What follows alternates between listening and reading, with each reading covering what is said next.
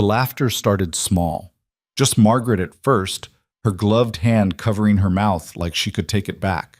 But laughter is contagious in a crowd, especially when it's aimed at someone who doesn't belong. Within seconds, the platform erupted. Men in work coats nudged each other. Women whispered behind their hands. Children pointed. Caleb stood there, his worn leather bag hanging from one massive hand, and felt the world tilt. "I'm sorry," Margaret said, though her voice carried no weight of apology. I didn't expect—" She gestured vaguely at all of him, like he was a mistake in human form. "The letters, they didn't mention that I'm tall." Caleb's voice came out rougher than he intended. "That you're enormous." She took a step back, and the distance between them felt like a canyon. "I can't. I mean, what would people think? What would they say?" "They're already saying it," Caleb muttered, glancing at the crowd. Faces he'd never seen before, all united in their judgment of him. This was supposed to be different. This was supposed to be the place where his size didn't matter, where hard work and a willing heart counted for something. Margaret's father appeared then, a thin man with wire glasses and the pinched expression of someone who'd been inconvenienced. "Margaret, get in the wagon." "Papa, Now!" She went. Of course she went. Caleb watched her climb into the back of a buckboard wagon, watched her father snap the reins, watched the whole thing disappear down the muddy main street without a single backward glance. The crowd began to disperse. Show over. The giant had been rejected. Time to get back to real life. Caleb picked up his bag and started walking. He had no destination, no plan, just the overwhelming need to move before the weight of what just happened crushed him where he stood. Snow crunched under his boots. The air smelled like wood smoke and horse manure, and something else, something metallic and cold, that he'd later recognize as the scent of a town that didn't want him. The street was wider than he'd expected, lined with false front buildings that tried to look more substantial than they were. A general store, a saloon with piano music drifting through the doors, a land office with surveyor maps in the window, everything covered in a thin layer of frost and mud. He passed a woman carrying a basket of laundry. She saw him coming and crossed to the other side of the street. He passed two men loading lumber onto a cart. They stopped working to stare. He passed a dog that barked once, then tucked tail and ran. By the time he reached the end of the main street, Caleb's jaw ached from clenching. His hands were fists inside his pockets. 800 miles, 3 weeks of rattling trains and terrible food and sleeping sitting up. All for a woman who took one look at him and laughed. The edge of town was marked by a fence line and a stand of bare cottonwoods. Beyond that, nothing but prairie stretching to a horizon the color of old pewter. Caleb stopped there, breathing hard even though he hadn't been moving fast. His chest felt tight. His throat burned. He could keep walking. Follow that horizon until he hit another town, another territory, another place where no one knew him yet. Start over, again. Or he could turn around. The problem with running was that you took yourself with you. Caleb had learned that the hard way, moving from city to city, job to job, always looking for the place where his size wouldn't matter. But it always did. People either wanted to fight him, or feared him, or fetishized him, and none of those things felt like being seen. Margaret's letters had been different. She'd written about the town, about the work that needed doing, about building something that mattered. She'd made it sound like a place where a man's worth was measured by what he could do, not what he looked like. Turned out that was horseshit. But maybe the town itself wasn't. Caleb turned around. The walk back felt longer, colder. His breath came out in white clouds. His fingers were going numb despite the pockets. But he kept moving, one foot in front of the other, until he was back on the main street. There had to be a boarding house. Every town had one. He'd find a room, find work, and figure out what came next. Simple. Except nothing about his life had ever been simple. The boarding house turned out to be a narrow 2-story building wedged between the land office and a seamstress shop. The paint was peeling. The steps creaked. The sign above the door read Rooms Mrs. Abernathy in letters that had faded to the color of old blood. Caleb knocked. A woman answered, small and round with gray hair pinned back severe enough to pull her eyebrows up. She looked him up and down with the kind of expression usually reserved for livestock. You're the one Margaret Holloway brought in. Not a question. Caleb Vance, ma'am. I need a room. I'll bet you do. She stepped aside, but her face said she was already regretting it. $2 a week, meals extra. No drinking, no women, no noise after 9. Yes, ma'am. The room was on the second floor, barely bigger than a closet. One narrow bed, one chair, one window that looked out onto an alley full of frozen mud and garbage. The ceiling was low enough that Caleb had to duck to avoid the beams. He dropped his bag on the floor and sat on the bed. It groaned under his weight. He put his head in his hands. This was it. This was the new start. A room too small, in a town that didn't want him, paying for the privilege of being stared at. He'd spent his last $20 on the train ticket, had maybe 3 left. Not enough to get anywhere else. Not enough to matter. A knock on the door made him look up. Mrs. Abernathy stood in the hallway, holding a towel and a bar of soap. Forgot to give you these. Washroom's at the end of the hall. You share it with the other boarders, so be quick about it. Thank you. She didn't leave, just stood there, studying him with an expression that was hard to read. Finally, she said, What'd you do? Ma'am? To make Margaret run like that. What'd you do? Caleb felt something hot and ugly rise in his chest. I existed, Mrs. Abernathy snorted. That'll do it. She turned to go, then paused. Town's got a blacksmith. Old man named Porter. He's been looking for help since his apprentice left. Might be he'd take you on. You've got the hands for it. Why are you telling me this? Because I charge $2 a week and I'd like to keep getting paid. She disappeared down the hall before he could respond. Caleb sat there in the gathering dark, listening to the sounds of the boarding house settling around him. Footsteps above, voices below, the wind rattling the window.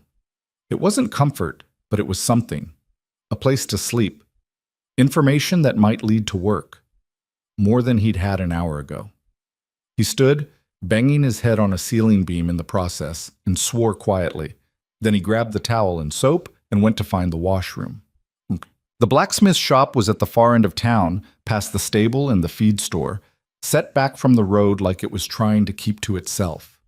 Smoke rose from the chimney. The ring of hammer on anvil echoed in the cold morning air. Caleb stood outside for a full minute, trying to decide if this was a good idea or just another way to get humiliated. But he'd spent his last $3 on breakfast and another week's rent, which meant he needed work now, not later. He pushed open the door. The heat hit him first, a wave of it that smelled like coal smoke and hot metal and sweat. The space was bigger than it looked from outside, with a forge at the center glowing orange and tools hanging from every available surface. A man stood at the anvil, old and wiry, bringing a hammer down with surprising force for someone who looked like a strong wind might carry him off. He didn't look up. Door. Caleb closed it. You here to watch or work? Work, if you'll have me. That got the old man's attention. He set down the hammer and turned, taking in Caleb's size with a single sweep of his eyes. Porter, you the giant everyone's talking about? I'm Caleb Vance. Same thing. Porter wiped his hands on a leather apron that had seen better decades. You know anything about smithing? Some. Worked in a forge back in Ohio for a year. Why'd you leave? Owner's son came back from the war. Needed his job. Porter grunted. Let me see your hands. Caleb held them out, scarred, calloused, the knuckles of his right hand slightly crooked from an old break that never set right. Porter grabbed one, turned it over, studying the palm like he was reading a map. You've worked. That's something. Most men your age got soft hands and big ideas. He let go. I'll give you a trial, 1 week. You do what I say, don't break my tools, and show up on time. We'll talk about permanent. Pays 50 cents a day. It wasn't much. It also wasn't nothing. Deal, Caleb said. Good. Start now. There's an apron on the hook. Forge needs more coal. The work was hard. Harder than Caleb remembered. Porter moved fast for an old man, barking orders in between hammer strikes, expecting Caleb to anticipate what came next. Tongs. Different hammer. Water bucket. More coal. Heat that one longer. No, not that long. You trying to ruin it? By noon, Caleb's shirt was soaked through. His arms ached. His hands were already developing new blisters on top of old calluses. Porter tossed him an apple and a piece of bread. Eat fast. We've got 3 more orders to finish before dark." They worked through the afternoon, the rhythm of it settling into something almost comfortable. Caleb found himself falling into the pattern: heat, strike, cool, repeat. His body remembered this, even if his mind had tried to forget. There was something honest about blacksmithing. Metal didn't care how tall you were or what you looked like. It just responded to heat and force and patience. "You're not bad," Porter said eventually, working a piece of iron into a hinge. "Rough, but teachable. I'll keep you." "Just like that?" "Just like that." "You got a problem with it?" "No, sir." "Good. Because I'm too old to be training idiots, and you're too big to be wasting time on anything that won't work out. We clear?" "Clear." Porter nodded and went back to work. And just like that, Caleb had a job. The town was called Ridgefield, though nobody seemed to agree on whether that was because of the ridge to the west or because the founder's name was Ridge and he'd been vain. Population somewhere around 300, growing every month as homesteaders filed claims and businessmen opened shops and dreamers showed up looking for whatever it was that dreamers looked for. Caleb learned this in pieces through overheard conversations and Porter's occasional commentary. He learned that the railroad had come through 2 years ago, that the land was good for cattle but hell on crops, that the nearest city was 50 miles south and might as well be 500 for all the connection people felt to it. He learned that Margaret Holloway's father owned the bank, which explained why everyone seemed to know about his rejection before he'd even picked up his bag. He learned that people had names for him. The Giant. Holloway's mistake. That big bastard.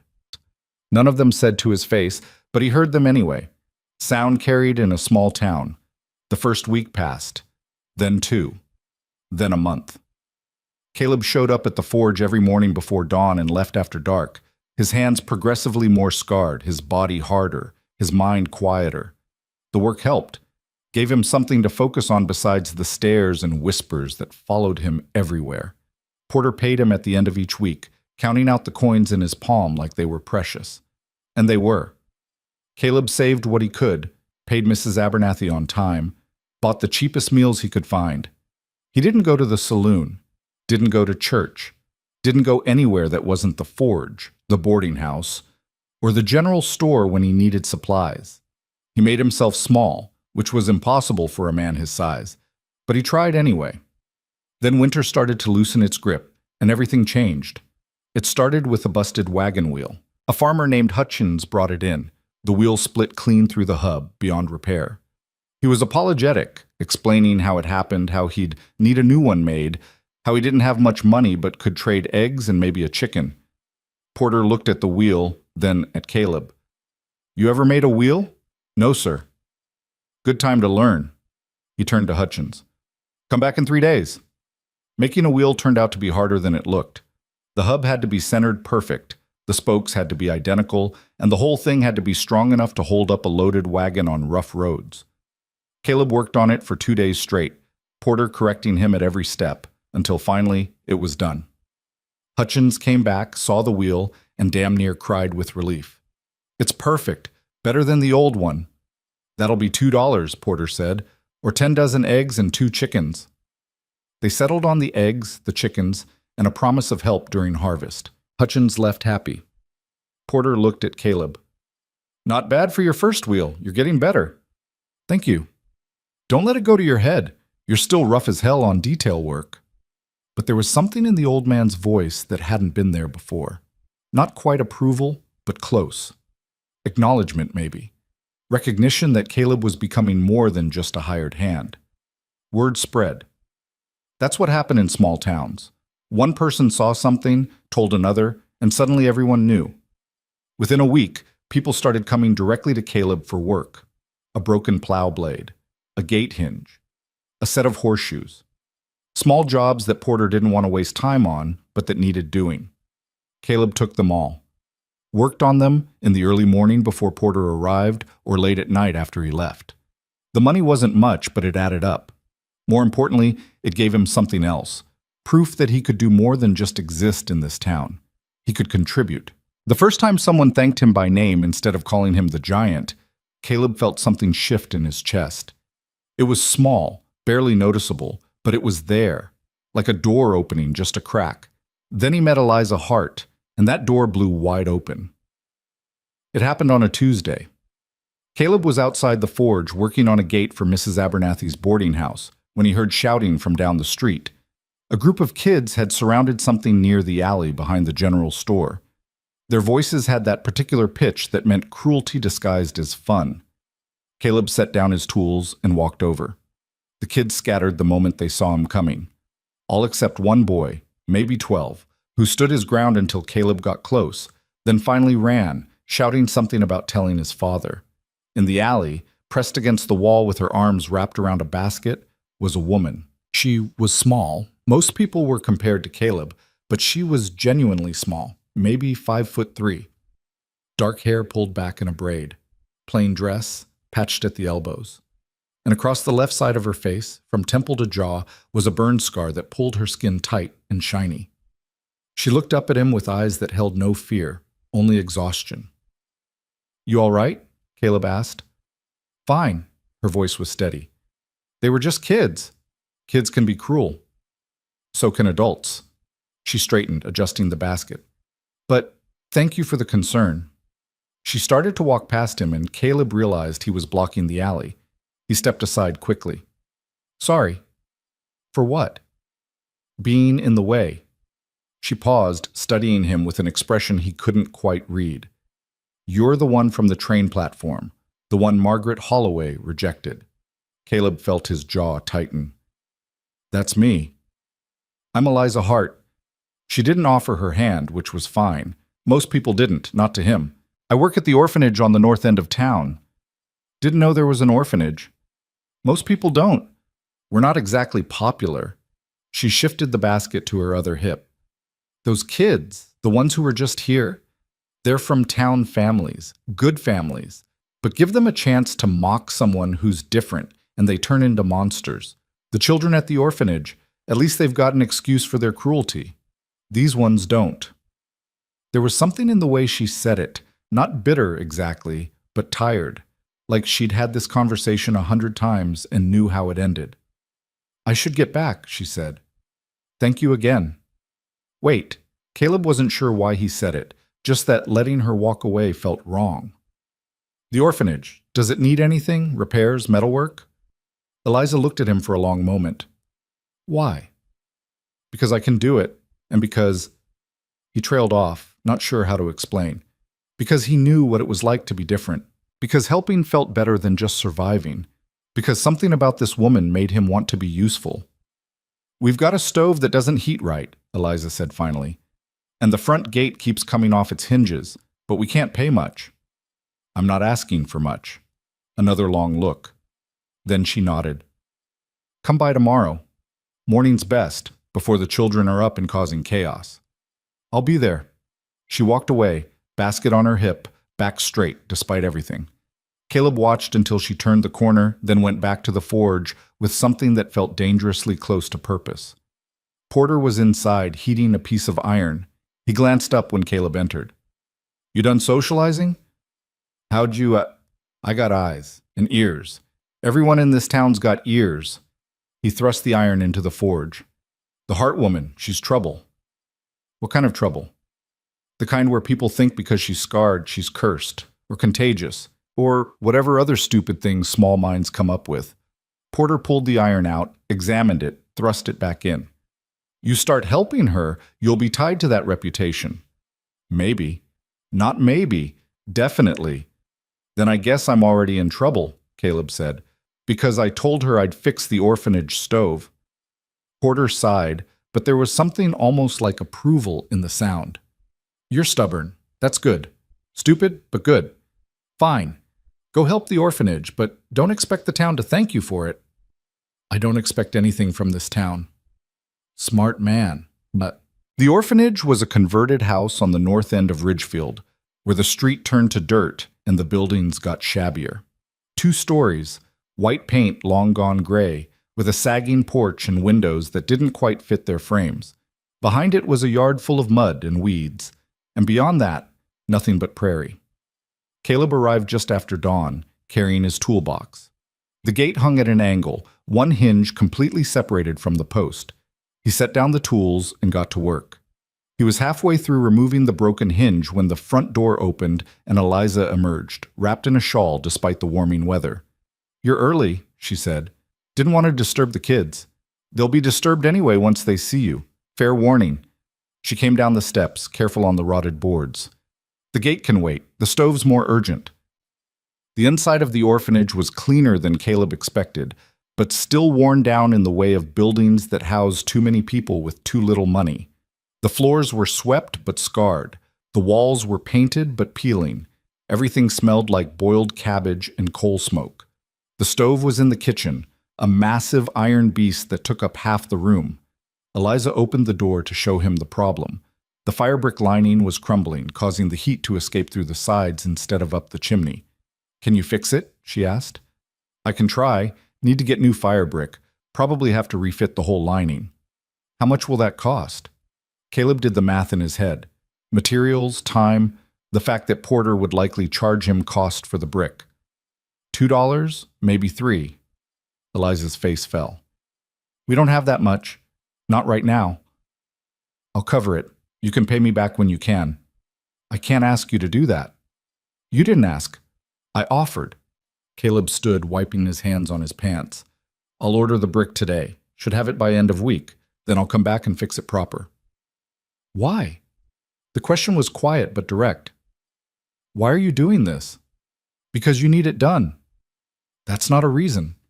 "It's the only one I've got." Eliza studied him, her scarred face unreadable. Finally, she nodded. "All right, thank you."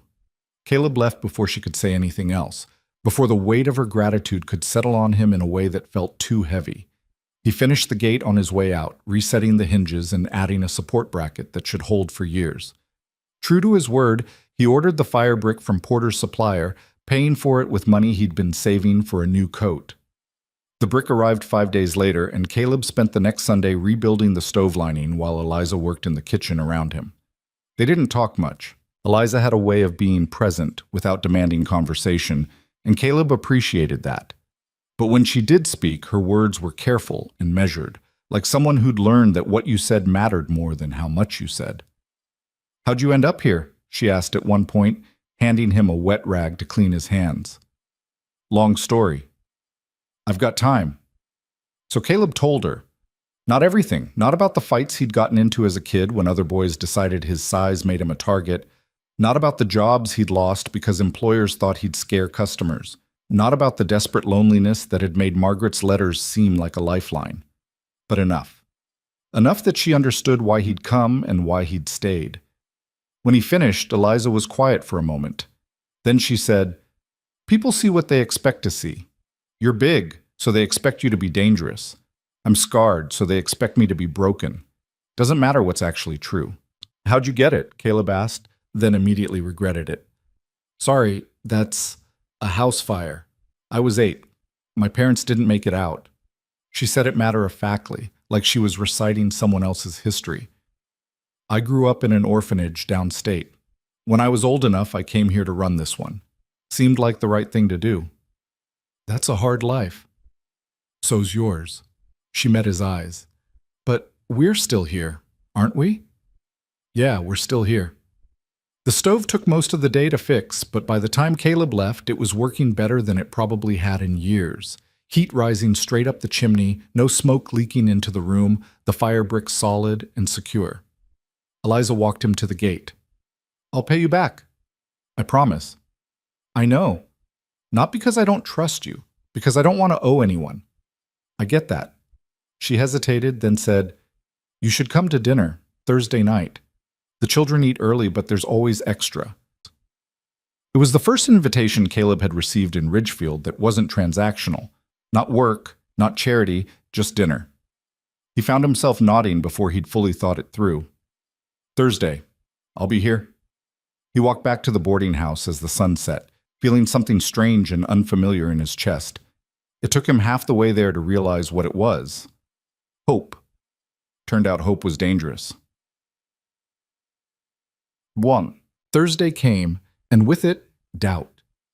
Caleb stood outside the orphanage at 6 in the evening, freshly washed, wearing his one decent shirt, feeling like a fool. What was he doing here? Eliza had probably only invited him out of politeness, or pity, or because she felt obligated after he'd fixed the stove. Before he could talk himself into leaving, the door opened and a small face peered out. A girl, maybe 6, with tangled blonde hair and suspicious eyes. "You're the giant," she said. "I'm Caleb. Miss Eliza says you're staying for dinner. If that's still all right." The girl studied him like she was trying to decide if he was dangerous. Then she opened the door wider. "Fine. But you have to sit on the floor. The chairs won't hold you." Dinner was chaos. 12 children ranging from 5 to 14, all talking at once, fighting over food, spilling things, laughing too loud. Eliza moved through it like a conductor leading an unruly orchestra, breaking up arguments, wiping faces, reminding someone to say please, and someone else to chew with their mouth closed. Caleb sat on the floor in the corner, as instructed, with a plate of stew and bread that was surprisingly good. The kids ignored him at first, then gradually drifted closer, curiosity overcoming caution. "How tall are you?" a boy asked. 6'7"? "Can you touch the ceiling?" "Without jumping." "Can you lift a horse?" "Never tried." "I bet you could." More questions followed, each one more absurd than the last, until Eliza finally intervened. "Let Mr. Vance eat in peace." The kids scattered, but the damage was done. Caleb was smiling. Actually smiling, something he couldn't remember doing since he'd arrived in Ridgefield. After dinner, Eliza walked him outside while the older kids cleaned up. "Sorry about the interrogation," she said.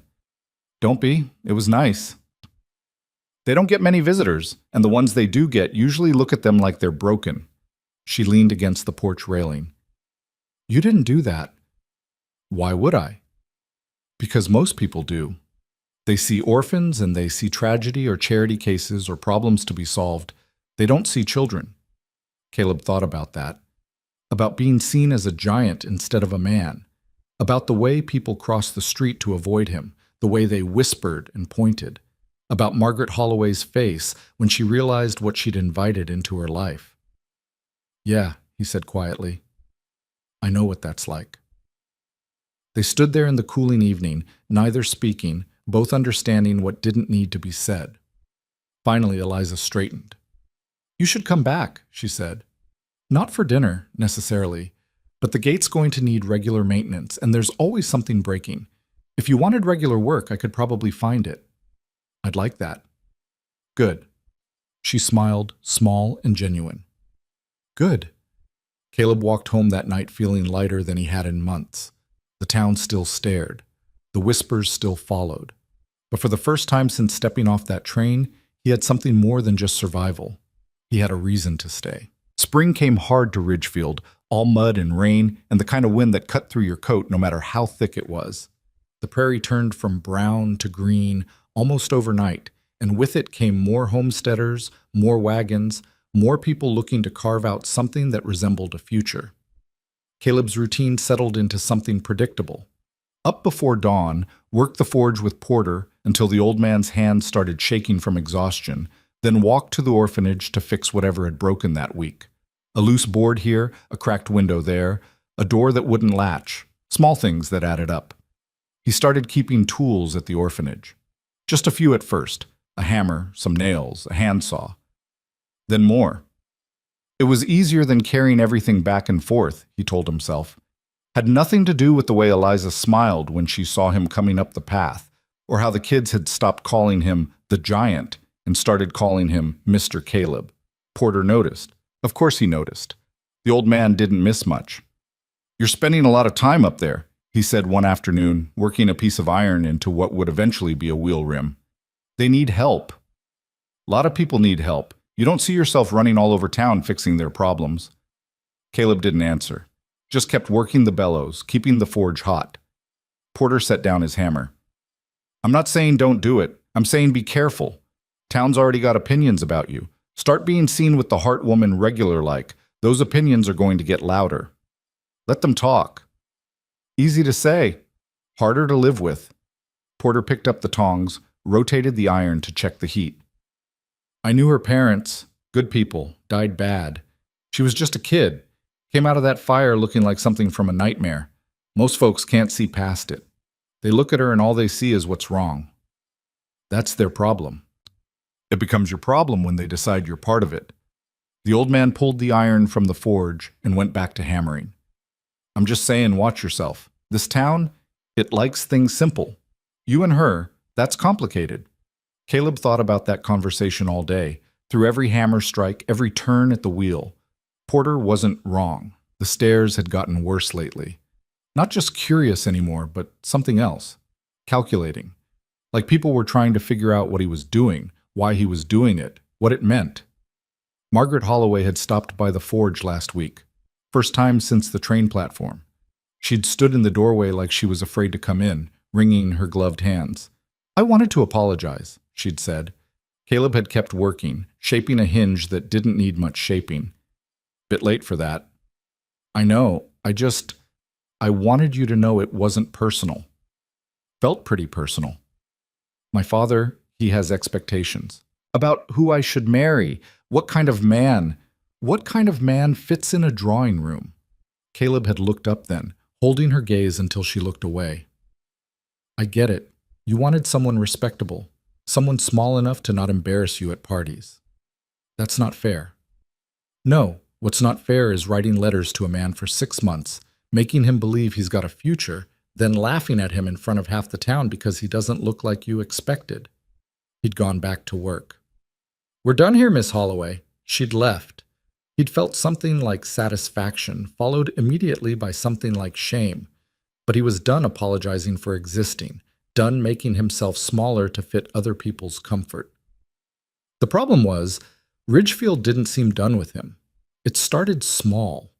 Someone left a note under his door at the boarding house, crude letters that said things he didn't want to think about. He threw it away. Then his tools went missing from the forge, turned up 2 days later in the mud behind the saloon. Porter said it was probably kids. Caleb didn't believe him, but let it go. Then someone broke a window at the orphanage, shattered it in the middle of the night, left glass all over the floor where the younger kids played. Eliza found it in the morning, standing there with a broom and an expression that made Caleb's chest hurt. Third time this month, she said when he arrived to help clean up. First time they've broken something that matters. You report it to the sheriff? And tell him what? That someone doesn't like the orphanage? He knows. Everyone knows. They just don't care. She swept glass into a pile with more force than necessary. We're an inconvenience, a reminder that bad things happen and not everyone gets saved from them. Caleb started to argue, then realized she was right. He'd seen the way people looked at the orphanage when they passed it. Quick glances, then away, like acknowledging it might invite some of its misfortune into their own lives. He spent the morning boarding up the window temporarily, then headed to the general store for replacement glass. The owner, a thick-necked man named Doherty, greeted him with the kind of smile that didn't reach his eyes. Help you? Need window glass, 2 by 3 feet. Fresh out. You've got some right there. Caleb pointed to the shelf behind the counter where 3 panes sat wrapped in paper. Those are spoken for. By who? Client business is private. Doherty crossed his arms. You want glass, you'll have to order it special. Take 2, maybe 3 weeks. Caleb felt heat rising in his chest, the kind that made his hands want to curl into fists. He forced them to stay open. How much to buy one of those panes right now? Not for sale. Everything's for sale. Not to you. Doherty leaned forward, and his voice dropped. You want some advice? Stop spending so much time at that orphanage. People are starting to talk. Let them talk. It's not just talk. You're making folks uncomfortable. Big man like you, hanging around children, around a woman with no husband. He let the implication hang there, ugly and clear. Caleb's vision went white at the edges. His hands were fists now, couldn't help it, and Doherty saw. The store owner took a step back, reaching for something under the counter. Get out, Doherty said, now, before I get the sheriff. Caleb left because the alternative was doing something he'd regret. He walked straight to the next town over, a 2-hour trip each way, and bought glass there. Cost him twice what it should have in most of a day's work, but it was worth it to see Eliza's face when he came back with it. You didn't have to do that, she said. Yeah, I did. Caleb, I'm not letting them win. He set the glass down carefully. I'm not letting them make you feel like you don't deserve basic decency. Something shifted in her expression then. Not quite a smile, but close. You're stubborn. So are you. I have to be. You don't. Maybe I want to be.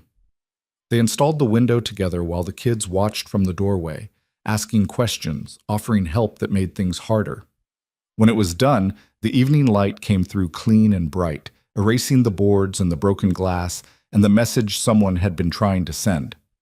That night, Caleb lay awake in his too-small room and tried to figure out what he was doing.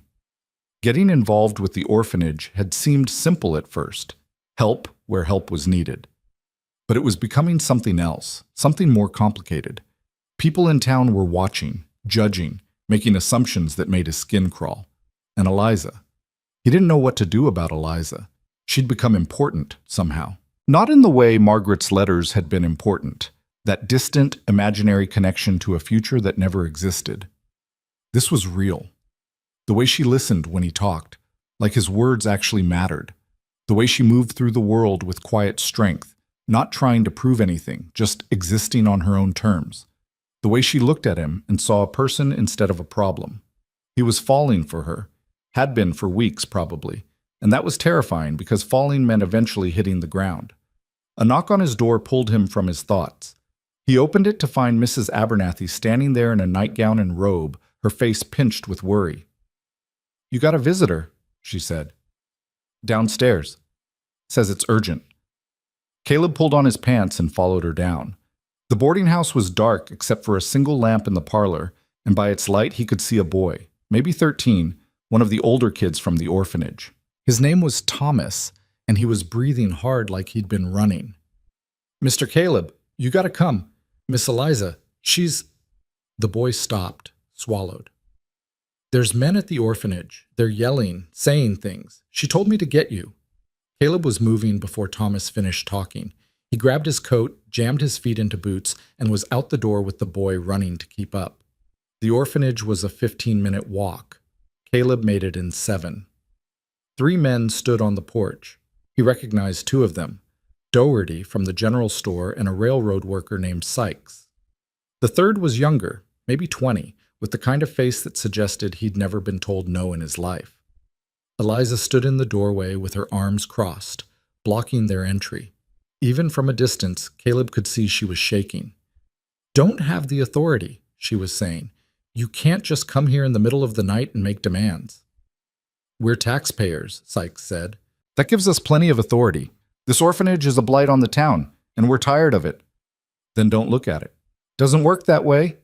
Doherty stepped closer, and Eliza didn't back down, even though he had a foot and 100 pounds on her. "You're harboring criminals. That Henderson boy, he stole from my store. I got witnesses. He took an apple because he was hungry. Theft is theft. He's 10 years old enough to know right from wrong." Caleb reached the porch steps and all 3 men turned. The young one's eyes went wide.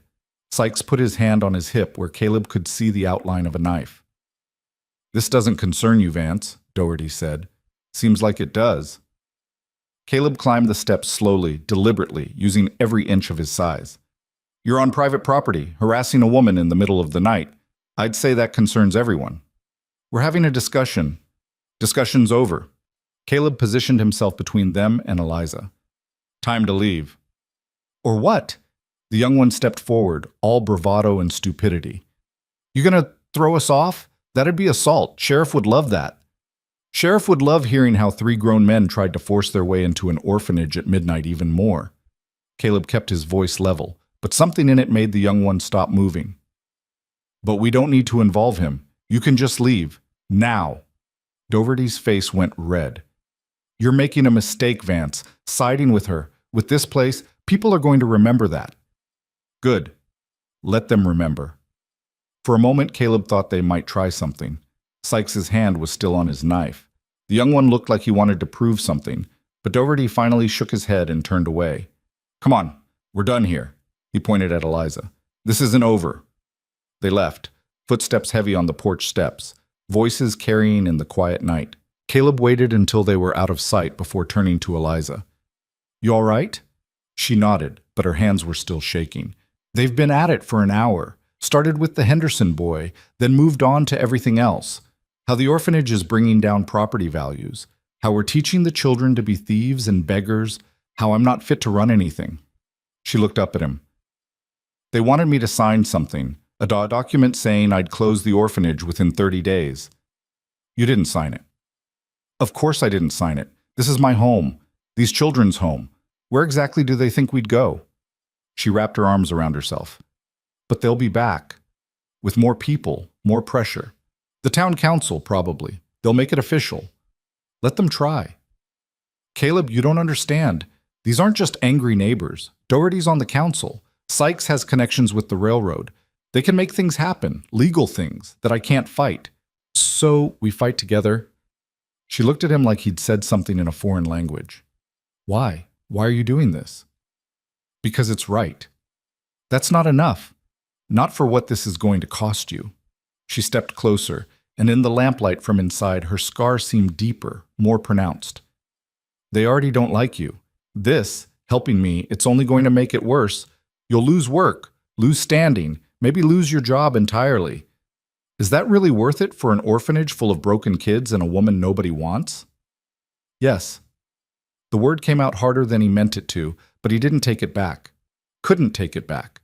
Because somewhere in the last few months, this place had become more than just somewhere to work. These kids had become more than just faces. And Eliza had become the reason he got up in the morning. She must have seen something in his face because her expression changed, softened. You're either very brave or very stupid. Probably stupid. Probably. But she smiled when she said it, and the tension broke. Thank you. For coming. For staying. Nowhere else I'd rather be. They stood there on the porch, the night wind picking up, carrying with it the smell of rain and grass and distance. Inside, Caleb could hear the kids stirring, voices asking if everything was okay. Thomas appeared in the doorway. Miss Eliza, should I get the sheriff now? No, Thomas. Go back to bed. Tell the others everything's fine. The boy looked skeptical, but obeyed. When he was gone, Eliza turned back to Caleb. You should go too. Get some rest. We'll figure out what to do in the morning. Caleb didn't want to leave. Every instinct told him to stay, to keep watch, to make sure those men didn't come back. But she was right. Standing here all night wouldn't help anyone. I'll be back first thing, he said. I know. He walked home through the dark streets, hands in his pockets, mind racing. The town had made its position clear. They wanted the orphanage gone, and by extension, they wanted Eliza gone. And now, because he'd chosen to stand with her, they wanted him gone too. Fine. Let them try. The next morning, Caleb went to Porter's forge like always, but his mind was elsewhere. The old man noticed immediately. You look like hell, Porter said. Didn't sleep much. Heard there was trouble at the orphanage last night. Doherty and his friends making noise. Word travels fast. Always does. Porter set down his hammer and studied Caleb with those sharp old eyes. What are you going to do? Keep helping. What else is there? You could walk away. Find work somewhere else. There's other towns, other forges. You don't owe Ridgefield anything. No, but I owe myself something. Caleb picked up a piece of iron, tested its weight. I spent my whole life running from places that didn't want me. I'm done running. Porter was quiet for a long moment, then he nodded. All right, then we better get to work. Because if you're staying, you're going to need money. And if you're fighting the town council, you're going to need friends. I don't have friends. You've got me, and that's a start. The old man handed him a set of tongs. Now stop moping and help me with this bracket. We've got orders to fill. They worked through the morning, the familiar rhythm of metal and heat and hammer strikes.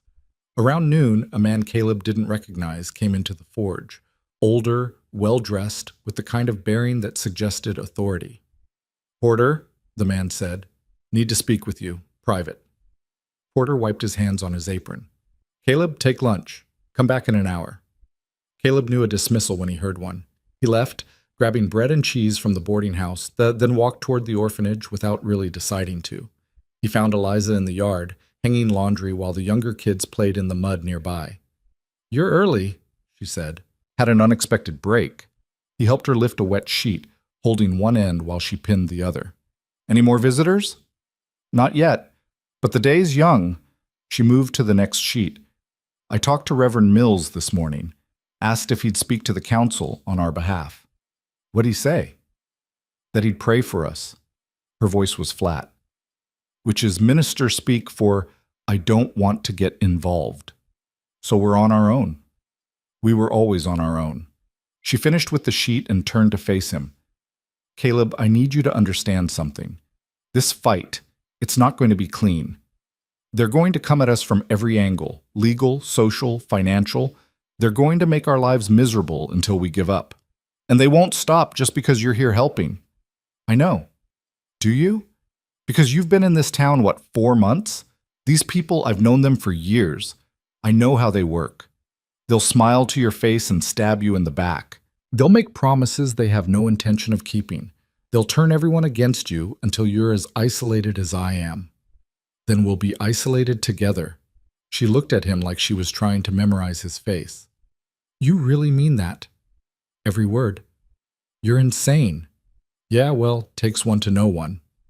That got a laugh out of her, short and surprised. It was the first time he'd heard her really laugh, and the sound of it made something warm bloom in his chest. The moment broke when one of the kids started crying. A girl had fallen in the mud, scraping her knee. Eliza went to her immediately, cleaning the wound, speaking in low, soothing tones that gradually calmed the tears. Caleb watched her work, the easy competence, the genuine care. This was who she was when no one was judging her, when she could just be herself. He wanted to protect that. More than anything, he wanted to make sure she could keep being that person without the weight of the town's hatred crushing her down. When he got back to the forge an hour later, Porter was alone. The well-dressed man was gone, but the old man's face was troubled. What happened? Caleb asked. Porter didn't answer right away. Just went to the workbench and started organizing tools that didn't need organizing. Finally, he said, that was Councilman Pritchard, came to deliver a message. What kind of message? The kind that suggests I stop employing you. Said having a man of your reputation working here reflects poorly on the business. Suggested I might find myself struggling to get materials if I don't cooperate. Caleb felt his stomach drop. What'd you tell him? I told him to go to hell. Porter set down a hammer with more force than necessary. Then I told him that you're the best apprentice I've had in 20 years, and I don't give a damn what the council thinks about it. Porter, don't. Don't you dare apologize or offer to quit. I'm too old and too tired for that kind of nobility. He turned to face Caleb. But I want you to know what you're up against. This isn't just about the orphanage anymore. They're coming for you specifically. They want you gone, and they're willing to pressure everyone around you to make it happen. Why? I haven't done anything to them. You exist, that's enough. Porter pulled off his apron. You're too big, too different, and now you're helping someone they've decided doesn't deserve help. That makes you dangerous. Not because of what you might do, but because of what you represent. Which is what? The possibility that they're wrong about her, about the orphanage, about how people should be treated. The old man sat down heavily on a stool. Most folks, they need to believe the world works a certain way, that good people prosper and bad people suffer, that if someone's struggling, it's because they deserve it. You and Eliza, you complicate that. You show that sometimes good people get dealt bad hands, and that changes the whole game.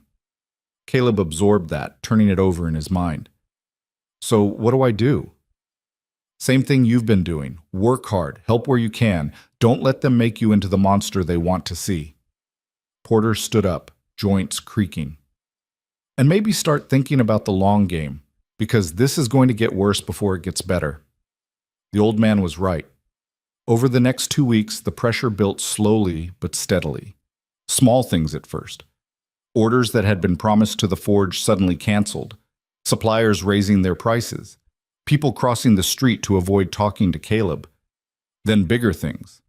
Someone painted words on the orphanage fence in the middle of the night. Crude, hateful words that made Caleb's blood boil. He spent a morning scrubbing them off while Eliza kept the kids inside. The town council announced a special meeting to discuss concerns about unlicensed care facilities. Everyone knew what that meant. And through it all, Caleb kept showing up. To the forge every morning. to the orphanage every evening. He fixed things that broke, built things that were needed, and refused to disappear no matter how much easier that would make everyone's life. Eliza fought her own battles, wrote letters to territorial officials, organized records to prove the orphanage was legitimate, found families willing to testify about the good work being done. But for every small victory, there was a setback. Witnesses who suddenly became unavailable, officials who couldn't be bothered to respond, a legal system that seemed designed to protect property rights over people. They fell into a rhythm, the two of them. Working side by side, not talking much because words couldn't fix what they were facing, but finding comfort in the simple fact of each other's presence. Sometimes their hands would brush as they passed tools. Sometimes their shoulders would touch as they bent over paperwork. Small moments that felt huge because they were all either of them had. One evening, after the kids were asleep and the dishes were done, they sat on the orphanage porch watching the sun set behind the ridge that gave the town its name. "I'm tired," Eliza said quietly. "I know. Not just physically. I'm tired of fighting, tired of explaining why these children deserve to exist in peace, tired of defending myself to people who've already decided I'm worthless." She pulled her shawl tighter around her shoulders. "Sometimes I think it would be easier to just leave. Take the kids somewhere else, start over where nobody knows us." Would it be easier? Probably not, but at least it would be different. She turned to look at him. "Does that make me a coward?" "Makes you human." "I don't feel human anymore. I feel like a problem that won't go away." Caleb reached out, slowly, giving her time to pull back if she wanted. When she didn't, he took her hand in his. Her fingers were small and rough with work, her palm calloused. They fit perfectly in his. "You're not a problem," he said. "You're a person. So am I. And people deserve to exist without having to justify it every single day." She squeezed his hand. "When did you get so wise?" "I'm not wise. I'm just stubborn." "That too." They sat like that until full dark, hands joined, watching stars appear one by one in the deepening sky. It wasn't romantic, not in any traditional sense. No declarations, no promises, just two people holding on to each other in the dark, refusing to let go. The town council meeting was set for the following Tuesday. Eliza spent the days leading up to it preparing documents, rehearsing arguments, trying to build a defense against accusations that kept shifting. First it was the Henderson boys' theft, then it was concerns about fire safety, then complaints about noise. Every time she addressed one issue, another appeared like they were playing some cruel game where the rules changed whenever she started winning. Caleb helped where he could, but legal battles weren't fought with hammers and tongs. All he could do was listen as she paced the orphanage kitchen, papers spread across the table, frustration building in her voice. "They're not even trying to hide it anymore," she said on Monday night. "Councilman Pritchard told me straight to my face that if I voluntarily closed the orphanage, they'd help relocate the children to more appropriate facilities. When I asked what that meant, he couldn't give me an answer. Just kept saying appropriate like that explained everything." "What are you going to say tomorrow?" Caleb asked. "The truth. That we're providing care for children who have nowhere else to go. That we're following every regulation, paying every fee, doing everything right." She sat down hard in a chair. "Not that it'll matter. They've already decided." "Then make them say it out loud. Make them admit they're closing you down not because you've done anything wrong, but because they don't like you. That won't change the outcome." "No, but it'll make it harder for them to sleep at night." She looked at him across the table, something unreadable in her expression. "You really think they care about that?" "Some of them might, and the ones who don't, well, at least everyone will know exactly who they are." The meeting was held in the town hall, a squat building at the center of Ridgefield that smelled like old wood and older secrets. By the time Caleb arrived, the benches were already half full. He recognized most of the faces: shopkeepers, farmers, housewives with nothing better to do than watch someone else's life get torn apart. Eliza sat in the front row, spine straight, hands folded in her lap. She'd worn her best dress, dark blue with buttons up to her neck, and pinned her hair back severe enough to hurt. Trying to look respectable, Caleb realized, trying to be the kind of woman they might listen to. He sat down beside her. She didn't look at him, but her hand found his under the bench and held on tight. The council filed in. 5 men in suits that had seen better days, carrying themselves like kings of a kingdom that barely existed. Pritchard was in the center, flanked by Doherty and 3 others Caleb didn't know by name. They took their seats behind a long table at the front of the room, and Pritchard gavelled the meeting to order. "First order of business," he said, reading from a paper. "Concerns regarding the unlicensed care facility operating on North Street." "It's licensed," Eliza said immediately, standing up. "I have the paperwork right here. Filed with the territorial government 3 years ago, renewed annually, all fees paid in full." "Let her finish," someone called from the back. A woman's voice. Caleb turned and saw Mrs. Abernathy sitting there with her arms crossed, glaring at the council. Pritchard looked annoyed but gestured for Eliza to continue. She laid out her case with the kind of precision that came from knowing it wouldn't be enough. The license, the safety inspections, the testimonials from families who'd adopted children from the orphanage, the records showing every penny spent, every donation received, every meal served. When she finished, Pritchard set down his pen. "Your paperwork appears to be in order. Then what's the problem?" "The problem, Miss Hart, is that paperwork isn't the same as suitability. This council has a responsibility to ensure that all facilities serving the public meet certain standards of character and propriety." "What does that mean?" "It means we have concerns about your fitness to run such an operation. You're an unmarried woman with no family support, no husband to provide oversight." "I don't need a husband to care for children." "And there have been complaints about the company you keep." Pritchard's gaze slid to Caleb. "Associates whose presence raises questions about the environment you're creating." The room went silent. Every eye turned to look at Caleb, and he felt the weight of their judgment like a physical thing. He wanted to stand up, wanted to defend himself, defend Eliza, but he'd promised her he'd stay quiet unless she needed him. This was her fight, not his. Eliza's voice came out cold and sharp. "Mr. Vance is a skilled tradesman who has generously donated his time to help maintain the orphanage facilities. If you have specific concerns about his character, I'd like to hear them stated clearly." "We're not here to discuss Mr. Vance," Doherty said, but his tone suggested otherwise. "We're here to discuss whether this orphanage serves the best interests of the community. The children it houses would disagree. The children are a separate matter. We're talking about property values, public perception, the kind of town Ridgefield wants to be." Doherty leaned forward. "A town that looks after its own, yes, but also a town with standards, with order. We can't have every unfortunate soul setting up operations wherever they please." "I purchased the property legally. I have every right. Rights can be revoked when the public good demands it," Pritchard interrupted. "This council has the authority to condemn properties deemed unfit for their stated purpose." "On what grounds?" "Fire safety, for one. That building is old, the wiring is questionable, and you're housing 12 children in a structure barely suitable for 6. "I had an inspection last month. Everything passed." "Inspections can be reevaluated." Pritchard shuffled his papers. "There's also the matter of the complaint filed by Mr. Sykes regarding trespassing by one of your charges." "That was the Henderson boy, and he didn't trespass. He cut through an empty lot on his way to school. Mr. Sykes owns that lot." "Then Mr. Sykes should build a fence if he's so concerned about it." A few people in the audience laughed at that. Pritchard's face went red. "Miss Hart, your flippant attitude is exactly why this council has concerns. You seem unable to take seriously the legitimate grievances of tax-paying citizens." "I take them very seriously. What I don't take seriously is manufactured outrage designed to justify closing an orphanage for no reason other than you don't like looking at it." The room erupted. Half the audience was nodding, the other half shouting. Pritchard hammered his gavel until the noise died down. "This meeting is getting out of hand," he said.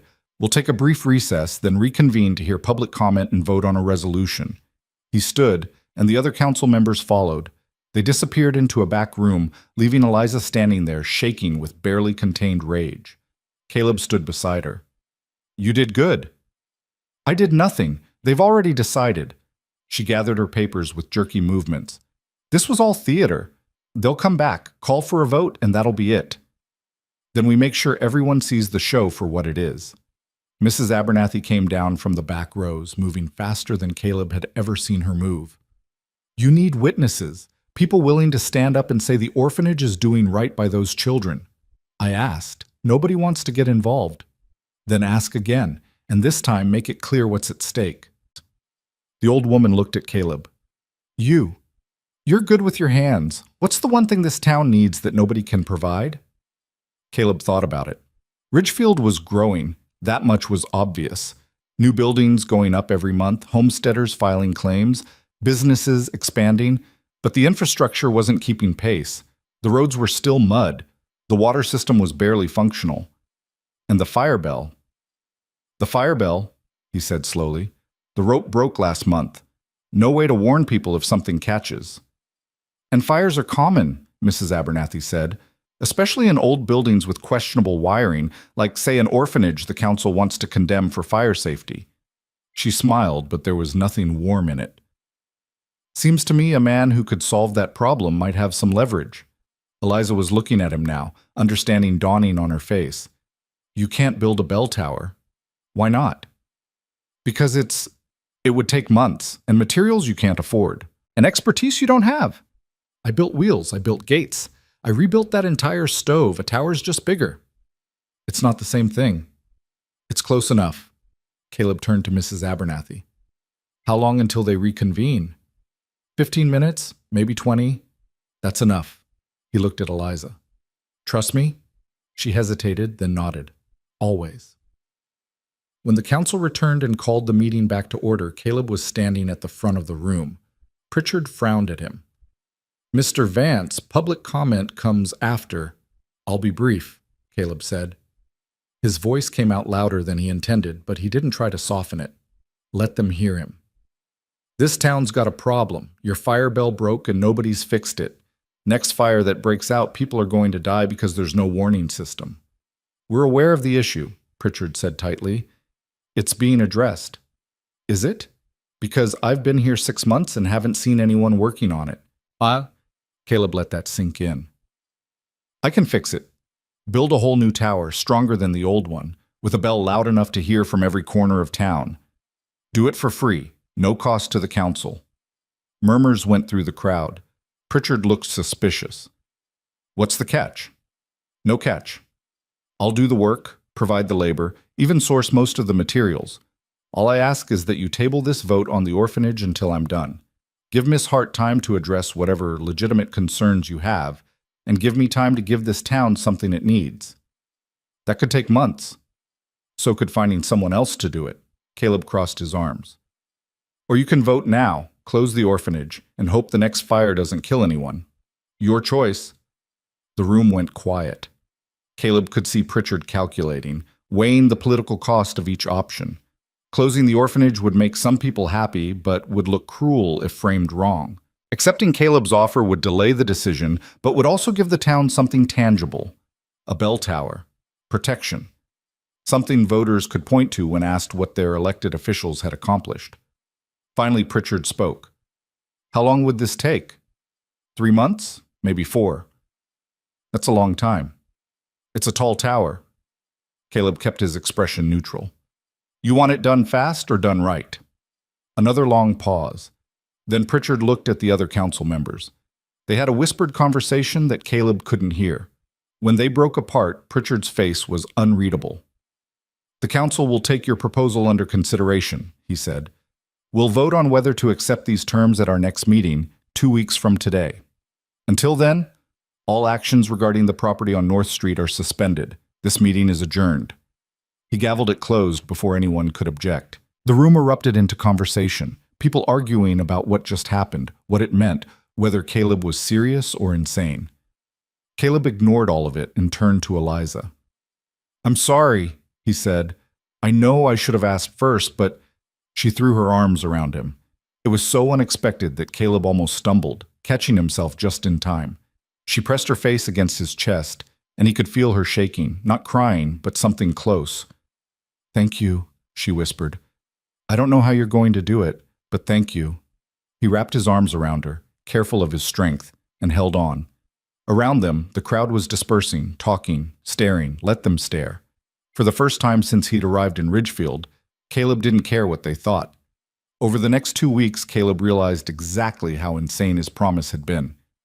Building a bell tower wasn't like building a wheel or fixing a stove. It required planning, engineering, materials he'd never worked with, skills he'd have to learn on the fly.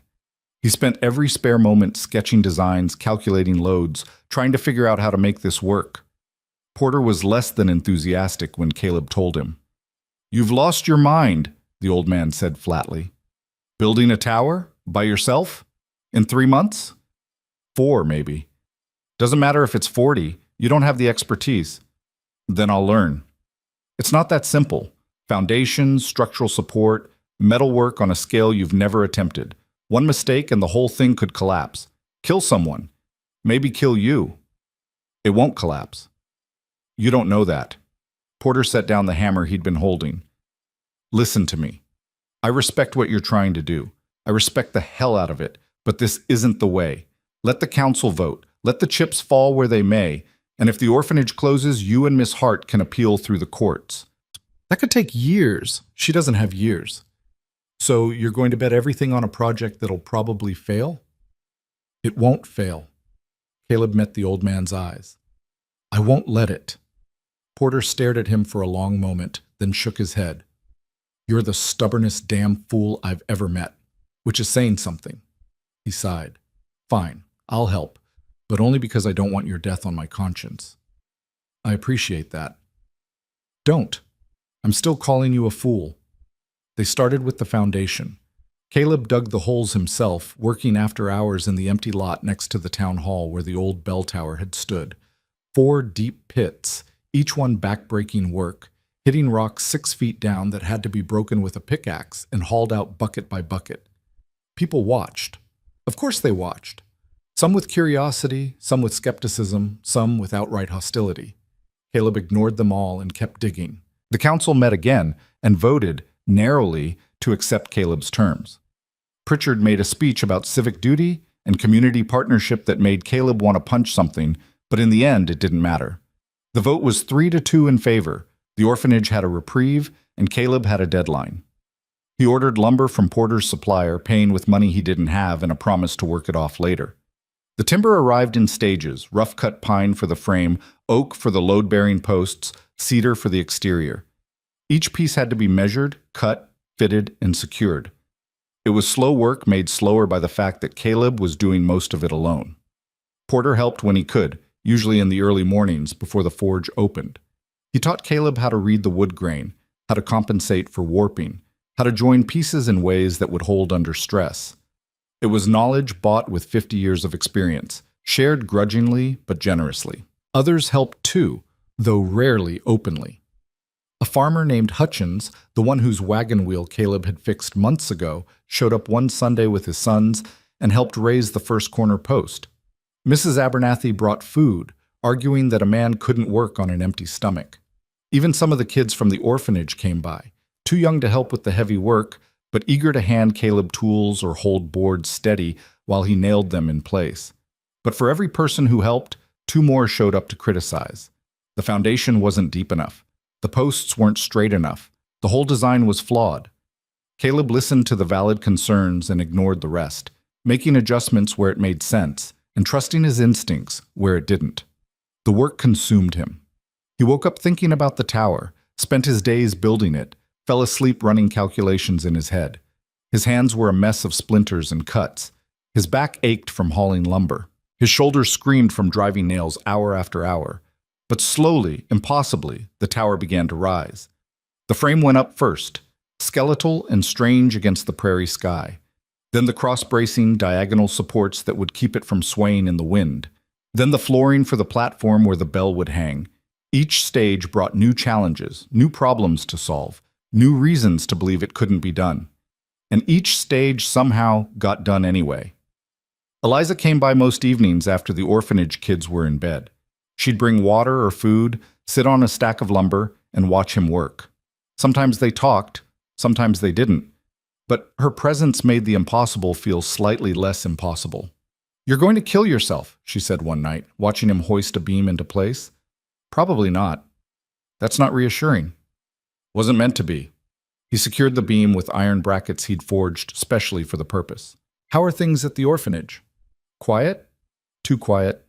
Like everyone's waiting to see if you can actually pull this off. She pulled her knees up, wrapping her arms around them. Some of the parents, the ones who adopted kids from us, they've stopped visiting, afraid of being associated with us if things go bad. Things won't go bad. You don't know that. I know I'm going to finish this tower. Everything else we'll figure out. He climbed down from the frame, wiping sweat from his face. How's the Henderson boy? Still stealing, probably, but at least he's eating. She smiled slightly. He asked me yesterday if you were really going to pull this off. I told him yes. He asked how I knew. I said, because you promised. That's a lot of faith in a man you barely know. I know enough. She stood, brushing sawdust from her skirt. I know you're stubborn and reckless and probably out of your mind. I also know you're one of the only people in this town who sees me as a person instead of a problem. That counts for something. Caleb didn't know how to respond to that. The words sat between them, heavy with meaning neither was ready to fully acknowledge. Finally, he said, I should get back to work. Want to get this section done before it gets too dark to see. I'll stay, if that's all right. It's all right.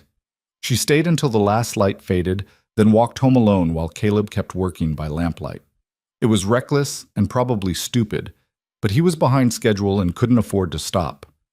The deadline loomed larger every day, and the tower was still barely half finished.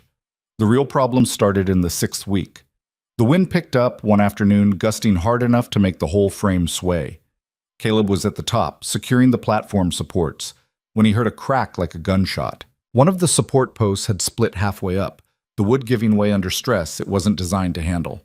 He scrambled down as fast as he dared, heart hammering, already calculating how to fix it.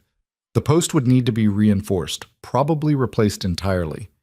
That meant ordering new lumber, waiting for it to arrive, losing days he couldn't afford to lose. Porter inspected the damage and shook his head. I told you oak for the load bearing. You used pine. Oak was twice the price.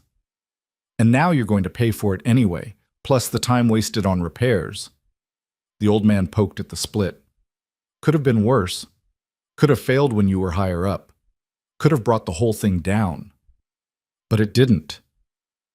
Luck isn't a plan. Caleb knew he was right, but admitting it wouldn't fix the post.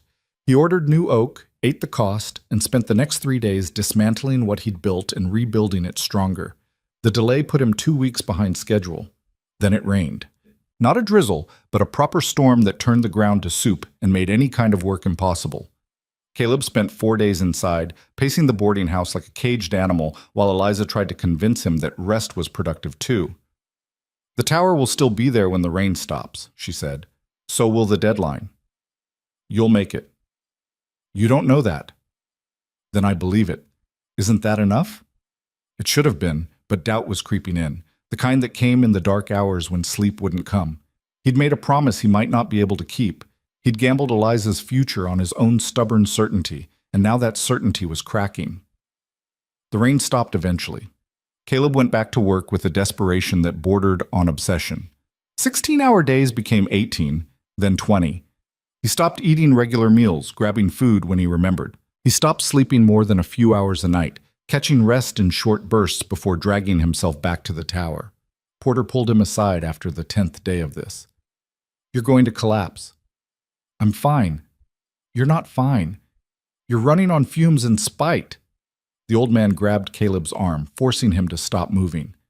Listen to me. This tower, it's important, but it's not worth dying for. It's not about the tower. Then what's it about? Caleb looked at the half-finished structure, at the work still left to do, at the impossible weight of what he'd promised. It's about proving I can do something that matters, that I'm not just some mistake that showed up and wouldn't leave, that I belong here. You already belong here. The people who matter already know that. The people who matter are 12 kids and a woman the town wants gone. That's not enough. It's more than most people get. Porter let go of his arm. But I can see you're not going to listen. So fine. Work yourself to death if that's what you need. Just don't expect me to feel bad about saying I told you so at your funeral. The old man walked away, leaving Caleb alone with the tower and his thoughts. He kept working. What else was there? By the 8th week, the tower was 3/4 finished. The frame was complete, the platform was solid, and the roof structure was coming together. But the bell still needed to be mounted, the exterior walls needed to be finished, and the whole thing needed to be painted to protect it from the weather. All of which took time he didn't have. Caleb was attaching the final roof beam when he heard shouting from below. He looked down to see a crowd gathering, more people than he'd seen at the site since he started. At first he thought they were there to watch, maybe to criticize, but as he climbed down he realized they'd brought tools. Hutchins was there with his sons, Mrs. Abernathy with a paintbrush, a dozen others, some whose names Caleb knew, some he didn't. Even Thomas from the orphanage, holding a bucket of nails like it was treasure. "Figured you could use some help," Hutchins said simply. Caleb didn't trust his voice to answer, just nodded and pointed people to where they were needed. Within an hour, the work that had been impossible for one man became manageable for many. Boards were cut, nails were driven, paint was applied. The tower transformed from a skeleton into something real. Eliza showed up near sunset, saw what was happening, and started crying. Quiet tears that she didn't bother to hide, standing there watching people work together to save something that mattered. "I thought everyone hated us," she said when Caleb came down for water. "Most of them probably do, but enough of them don't. Enough of them remember what it's like to need help and not get it." He drank deep, the water cold and clean. Or maybe they just like building things more than they like tearing them down. Maybe. The work continued until dark, and when everyone left, the tower was almost done. Just the bell itself remained, a massive iron thing that Caleb had been forging in pieces at Porter's shop for the last month. Getting it into position would be the final test. If the structure couldn't hold the bell, everything else was pointless. They raised it on a Sunday morning, the entire town turning out to watch. Not to help this time, just to witness. Caleb had rigged a pulley system to lift the bell, but even with mechanical advantage, it took 8 men pulling in coordination to get it airborne. Inch by inch, the bell rose, spinning slowly, catching the sun. When it reached the platform, Caleb guided it into place, securing it to the mounting bracket he'd built specially for this purpose. His hands were shaking, his whole body was shaking. This was it, the moment everything either worked or failed spectacularly. He pulled the rope. The bell rang out, deep and clear, rolling across the prairie like a wave. Once, twice, 3 times. The sound was bigger than Caleb had imagined, bigger than anything he'd ever made, and for just a moment he let himself feel what that meant. He'd done it. Built something impossible. Given the town what it needed, bought Eliza the time she needed, proved to himself and everyone else that he was more than what they'd decided he was. The crowd below erupted in applause. Not everyone. He could see Doherty standing off to the side with his arms crossed, could see Pritchard's forced smile. But enough people.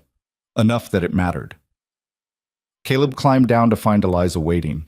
She didn't say anything, just took his hand and held it while people congratulated him, questioned him, asked how he'd learned to do such work. He answered as best he could, but his mind was elsewhere, already thinking about what came next. The tower was done. The deadline was met. But the fight wasn't over. The orphanage still wasn't safe. Eliza still wasn't safe. And sooner or later the town would find a new excuse to come after what they'd built together. But that was tomorrow's problem. Today, for just this moment, Caleb let himself stand in the sun and feel like he'd finally become something more than the giant who nobody wanted. The shift came slowly at first, so subtle Caleb almost didn't notice. A farmer nodded to him on the street instead of crossing to avoid him. A woman at the general store said, "Good morning." Small things, meaningless on their own, but together they meant something had changed. The tower had done that. Given him legitimacy he'd never had before, turned him from an outsider into someone who'd contributed something permanent. The bell rang every evening at 6, marking the end of the workday, and every time it rang, people remembered who built it. But respect was a complicated thing in a town like Ridgefield. It came with expectations. "You should run for council," Hutchins said one afternoon, helping Caleb load supplies onto a wagon. The farmer had become something close to a friend in the weeks since the tower's completion, stopping by the forge regularly to talk and occasionally to place orders. Caleb laughed. "That's insane." "Why?" "You've done more for this town in 4 months than most of those men have done in years. People respect you now. They'd vote for you." Half the people in this town still cross the street when they see me coming. Half isn't all, and the half that doesn't, they remember what you did. They remember who tried to shut down the orphanage and who saved it. Hutchins secured a rope around the load. I'm just saying, you've got more pull than you think. Might as well use it. The idea was ridiculous. Caleb knew that. But it planted itself in his mind anyway, growing in the quiet moments when he wasn't paying attention. What would it mean to have actual power in this town? To be able to protect Eliza and the orphanage, not through grand gestures, but through the boring work of governance? He mentioned it to Porter that evening. The old man's response was immediate and predictable. Don't. I haven't even decided so. Doesn't matter. Don't do it. Porter set down the horseshoe he'd been shaping. You think building a tower made them accept you? It didn't. It just made them tolerate you. Big difference. Hutchins seems to think Hutchins is a good man who doesn't understand how these things work. The moment you step into that council room as one of them, every decision you make will be scrutinized 10 times harder than anyone else's. Every mistake will be proof you didn't belong there in the first place. Porter picked up the horseshoe again, examined it, thrust it back into the forge. And the first time you vote against something they want, all that goodwill from the tower disappears. You'll be right back where you started, except now they'll hate you for having the audacity to think you were their equal. So I should just stay quiet? Keep my head down? I'm saying pick your battles. You want to help the orphanage? Keep doing what you're doing. Fix what breaks. Be there when Miss Hart needs you. Don't make yourself a bigger target than you already are. Caleb knew Porter was probably right. The old man usually was.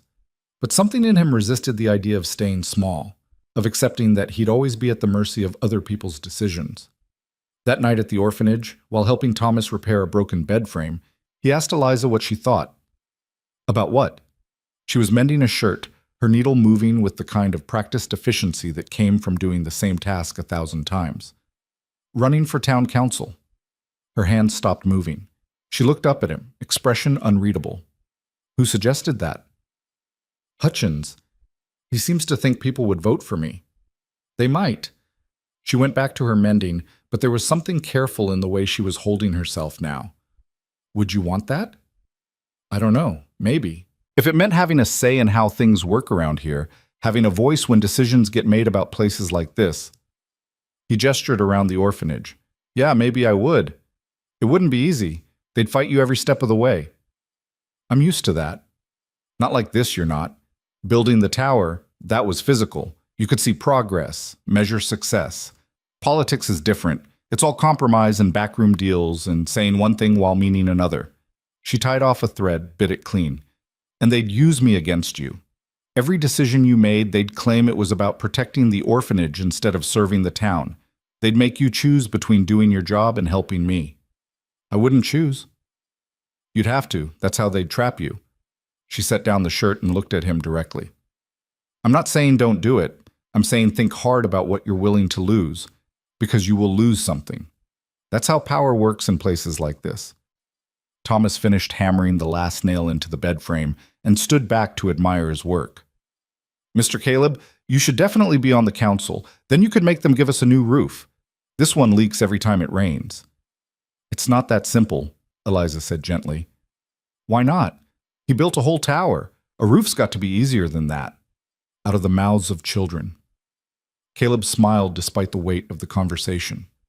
I'll think about it, Thomas. That's all I can promise. The next council meeting was the following week, and Caleb attended as a spectator. The room was fuller than usual. Word had spread that the orphanage issue would be addressed again now that the tower was complete. Eliza sat in the front row, documents ready, prepared for whatever fight was coming. Pritchard called the meeting to order and immediately launched into a speech about civic responsibility and the difficult decisions elected officials had to make. Caleb tuned most of it out, watching the other council members instead. Doverty looked smug. Two of the others looked uncomfortable. The fifth, a quiet man named Morrison, who ran the land office, just looked tired. The matter of the unlicensed care facility, Pritchard finally said, and Eliza stood up before he could continue. It's licensed. I've shown you the paperwork multiple times. Yes, well, There are questions about whether that license is still valid given recent concerns about what concerns specifically? Eliza's voice was sharp. You've had 4 months to conduct inspections, review records, interview witnesses. What specific violations have you found? Pritchard shuffled papers. The council has received numerous complaints about noise, disturbances. From whom?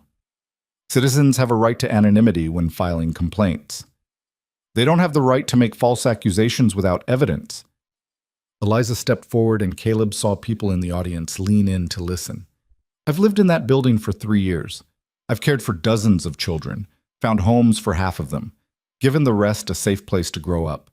And in all that time, not one single legitimate complaint has been filed with the sheriff, the territorial government, or any official body. Just whispers and rumors and accusations made by people too cowardly to sign their names. Miss Hart, my tone is the result of being harassed for years by people who decided I don't deserve to exist here. And I'm done being polite about it. She pulled out a stack of papers. These are testimonials from 15 families who've adopted children from the orphanage. Every one of them will testify that those children are healthy, educated, and well-adjusted. I've also got financial records showing every penny spent and where it came from, and inspection reports from 3 different territorial officials, all stating that the facility meets or exceeds requirements.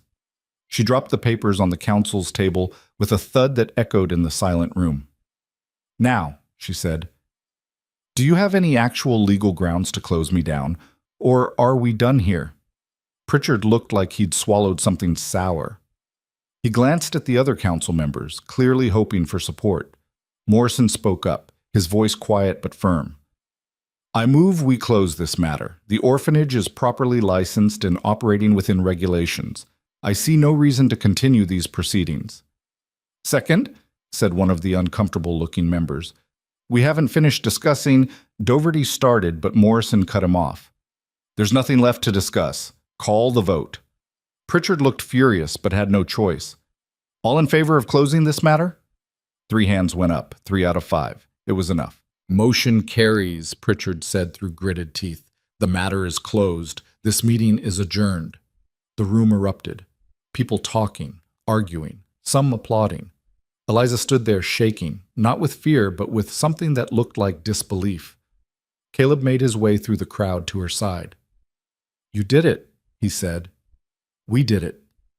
She looked up at him, eyes bright. That tower bought me time. But this, standing up and making them say it out loud, making them admit they had no case, that's what ended it. For now. For now is enough. She took his hand right there in front of everyone and didn't let go. Come on. Let's get out of here before I say something that starts this whole thing over again. They walked back to the orphanage together, not talking, just existing in the strange, peaceful space that came after a battle won. The kids were already asleep, the building quiet except for the settling sounds of old wood. Eliza made coffee, and they sat at the kitchen table like they'd done dozens of times before. What happens now? Caleb asked. I don't know. Keep going, I guess. Keep caring for these kids. Keep fighting the small battles. Keep existing despite everyone who wishes I wouldn't. She wrapped her hands around her mug. What about you? You going to run for council? I'm thinking about it. You should.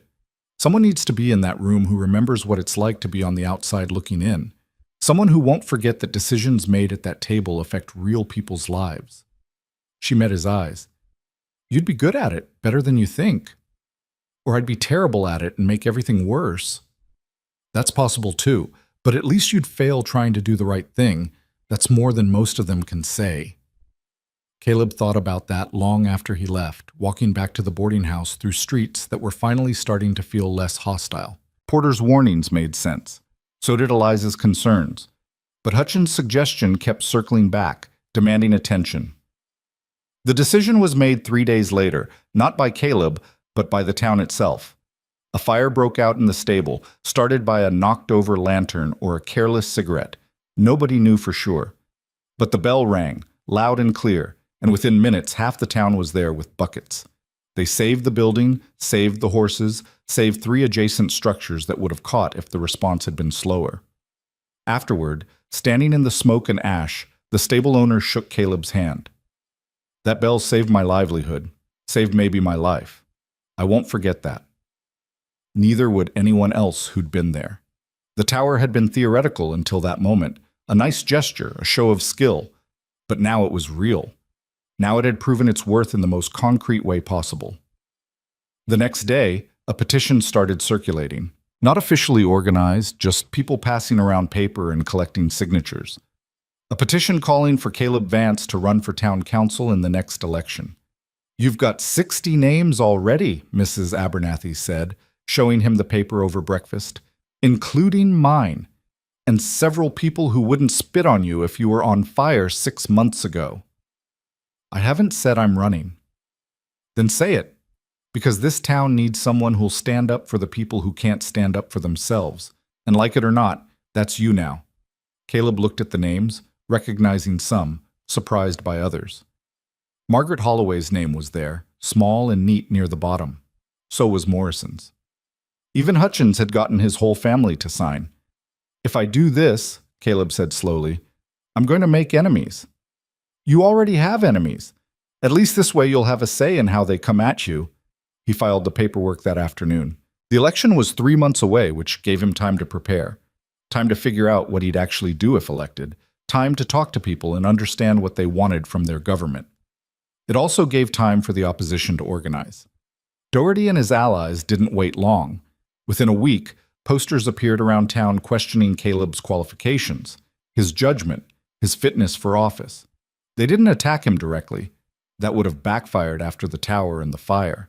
Instead, they raised concerns about inexperience, about divided loyalties, about whether someone so new to Ridgefield could truly understand its needs. "They're scared," Porter observed, reading one of the posters. "If they weren't, they'd ignore you. The fact that they're spending time and money on this means they think you might actually win. Or they just hate me that much." "That too. But I'm betting on scared." The old man crumpled the poster and tossed it into the forge. "You gonna need help campaigning?" "I don't even know what that means." "Means talking to people, explaining what you stand for, asking for their vote." Porter picked up his hammer. "I'm not much for politics, but I know metal work. And campaigning's not that different. You heat the metal, shape it careful, and if you do it right, you end up with something strong. Do it wrong and the whole thing breaks." "That's not encouraging." "Wasn't meant to be encouraging. Was meant to be true." Caleb started with the people he knew. Hutchins and his family, Mrs. Abernathy and the other boarding house residents, the handful of customers who'd become something like friends. He explained his reasons for running, wanting to make sure the town council represented everyone, not just property owners and business interests, wanting to give voice to people who'd been ignored or dismissed. Some people listened. Some told him he was wasting his time. A few got angry, said he was stirring up trouble where there didn't need to be any. The hardest conversation was with Eliza. "I need to know something," he said one evening at the orphanage. "If I get elected, people are going to assume I'll favor you. They're going to watch every vote I make, looking for bias. And I need to know if you're okay with that. If you're okay with me possibly having to vote against the orphanage sometimes just to prove I'm being fair." She was quiet for a long time, staring out the window at the prairie. Finally, she said, "I won't lie. It scares me. The thought of you having power to help and not being able to use it. But I also know that's how this has to work. You can't be on the council just to be my advocate. You have to represent everyone. Even the people who tried to shut you down. Especially them. Because if you don't, they'll use it as proof that you never should have been there." She turned to face him. "But here's what I do need from you. When decisions get made that affect people like me, like these kids, like anyone who's on the margins, I need you to see us. Not favor us, not automatically side with us, just see us as human beings deserving of consideration. That's all." "I can do that." "Then that's enough." She smiled slightly. "Besides, if you win, at least one person in that room will know what it's like to be laughed at in public. That's got to count for something." The campaign consumed the next 2 months. Caleb split his time between the forge, the orphanage, and endless conversations with voters. He learned that people wanted contradictory things: lower taxes but better roads, less government but more services, change but also stability. He learned that promising too much made you sound naive, and promising too little made you sound lazy. He also learned that some people would never vote for him no matter what he said. They'd made up their minds based on his size, his background, his association with Eliza. No amount of talking would change that. But others were persuadable. People who'd watched him build the tower, who'd seen him help at the fire, who appreciated that he didn't talk down to them or make promises he couldn't keep. Working people, mostly. Farmers and laborers and shopkeepers who understood that life was hard and complicated and that solutions were never as simple as politicians made them sound. Election day came with unexpected snow, late spring flurries that turned the streets to slush. Caleb voted early, then went to work at the forge because sitting around waiting would have driven him insane. Porter didn't mention the election, just kept him busy with orders that needed filling. The votes were counted that evening in the town hall. Caleb didn't attend, couldn't stand the thought of watching people mark ballots against him, seeing in real time how many thought he wasn't good enough. Instead, he went to the orphanage and helped Thomas fix a loose floorboard. Eliza found him there around 8. "You need to come with me." "They finished counting?" "An hour ago. Caleb, you won."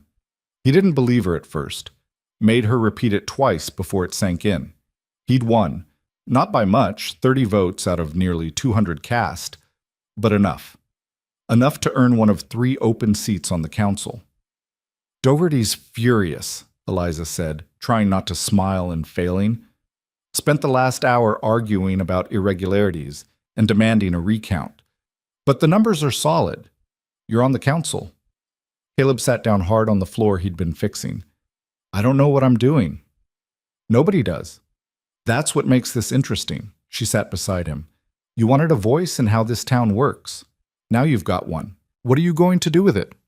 "Not screw it up, hopefully." "That's a start." The first council meeting with Caleb as a member was exactly as uncomfortable as he'd expected. Pritchard looked like he'd been sucking lemons. Dougherty wouldn't make eye contact. Morrison nodded a greeting but stayed distant. The other 2 members, including one newly elected alongside Caleb, seemed content to wait and see what happened.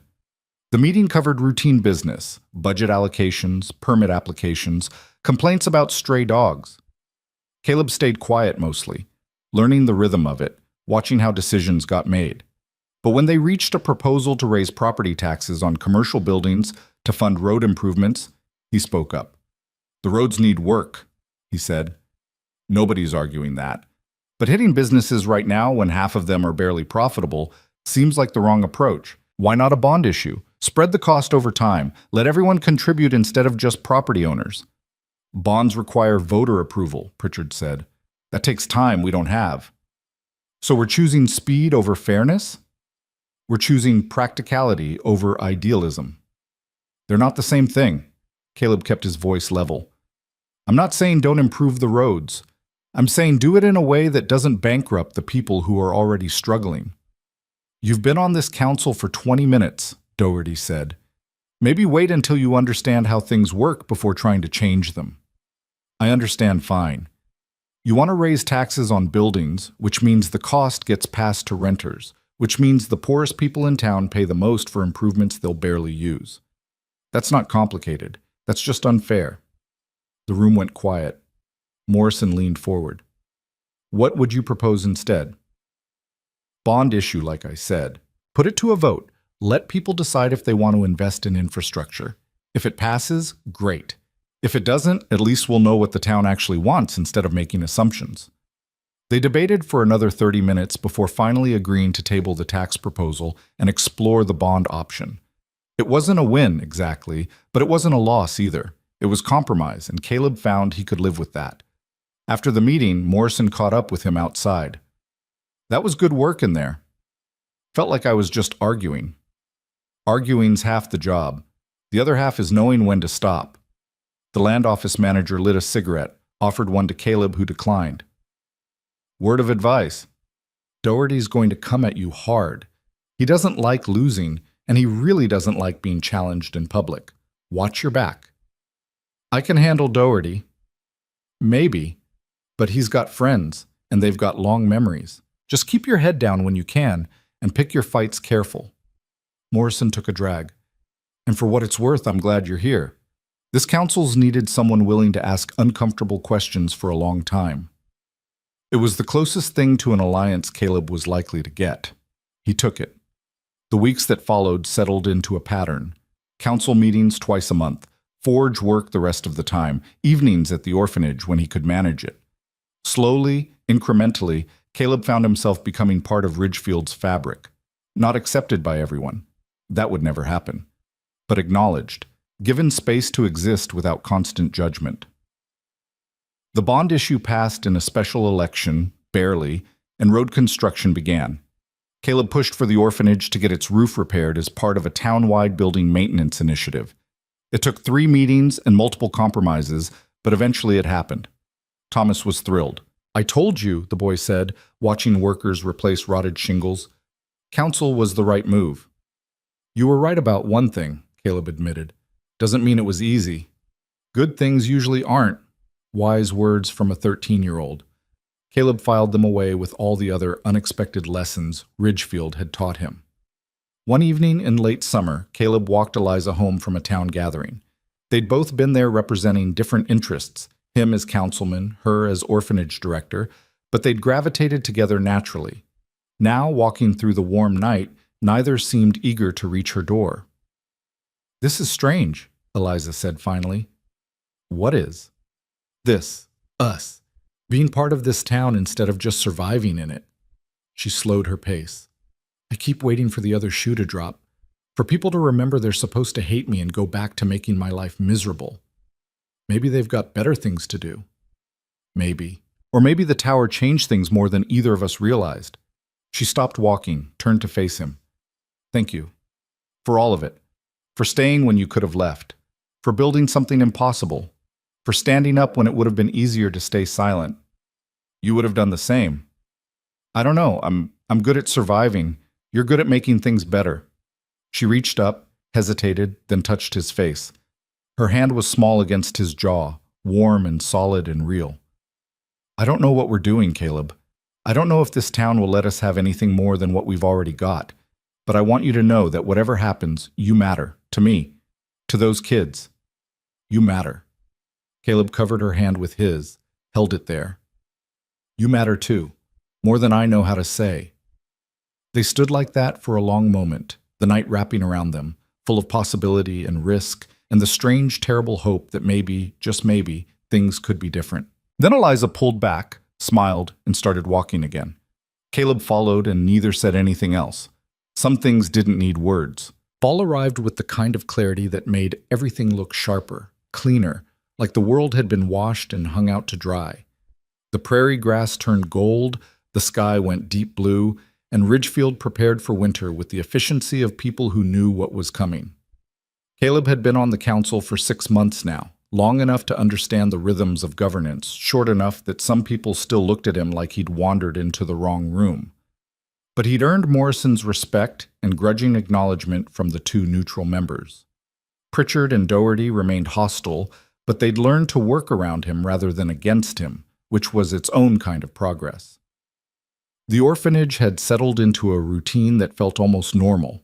New roof, repaired windows, a fresh coat of paint that Caleb and Thomas had applied over 3 weekends. Eliza had taken on 2 more children, siblings whose parents had died in a wagon accident, and the building hummed with the controlled chaos of 14 kids trying to coexist. Caleb spent more time there than he probably should have, fixing things that didn't need fixing, inventing projects that would justify his presence. Everyone knew why he was really there, but nobody said it out loud. Not yet. Porter commented on it one morning while they were working on a complicated gate commission. "You're going to have to make a decision eventually." "About what?" "Don't be dense. About Miss Hart. About what you're doing spending every evening at that orphanage when you've got a perfectly good room at the boarding house." The old man hammered a rivet into place. "People are starting to talk." "People always talk. This is different. You're a councilman now. What you do matters more than it used to. And if you're going to be serious about that woman, you need to be serious about it properly." Caleb set down his tongs. "What's that supposed to mean?" "It means marry her or leave her alone. Anything in between just gives ammunition to people looking for reasons to discredit both of you." Porter examined his work, nodded, moved on to the next rivet. I'm not saying rush into anything. I'm saying figure out what you want and then commit to it. This halfway business helps nobody. The conversation stuck with Caleb all day, nagging at him like a splinter he couldn't quite reach. Porter was right, of course, but marriage felt like a huge step, the kind that required certainty Caleb wasn't sure he possessed. He cared about Eliza, maybe even loved her, though he'd never said those words out loud. But wanting something and being ready for it weren't the same thing. That evening at the orphanage, he found Eliza in the kitchen dealing with a crisis involving burnt soup and a crying 6-year-old who'd been trying to help. Caleb took over stirring while Eliza comforted the child, and by the time things settled down, the moment for any kind of serious conversation had passed. "Stay for dinner?" Eliza asked, scraping the least burnt soup into bowls. "If you're sure there's enough." "There's always enough. Might not be good, but there's enough." Dinner was its usual chaos. Kids talking over each other, spilled milk, arguments about who got which chair, but underneath the noise was something Caleb had come to recognize as family. Not the polished, perfect kind from storybooks, but the real messy kind that actually existed. People who irritated each other and loved each other and showed up every day anyway. After the kids were in bed and the dishes were done, Caleb and Eliza sat on the porch like they'd done dozens of times before. The temperature was dropping fast, winter announcing itself in the way frost formed on the railings. "Porter thinks we should get married," Caleb said, the words coming out before he'd fully decided to say them. Eliza went very still. "What do you think?" "I think he's got a point. About people talking. About what it looks like with me here all the time. About making things official if we're going to be serious. That's what Porter thinks. I asked what you think." Caleb looked out at the prairie, dark except for scattered lights from distant homesteads. "I think I never expected to get this far. To have a place, a job, people who tolerate me. And now I've got all that plus you, and it feels like too much. Like I'm going to wake up and find out it was all a mistake." "It's not a mistake. You don't know that. 6 months ago this town wanted you gone.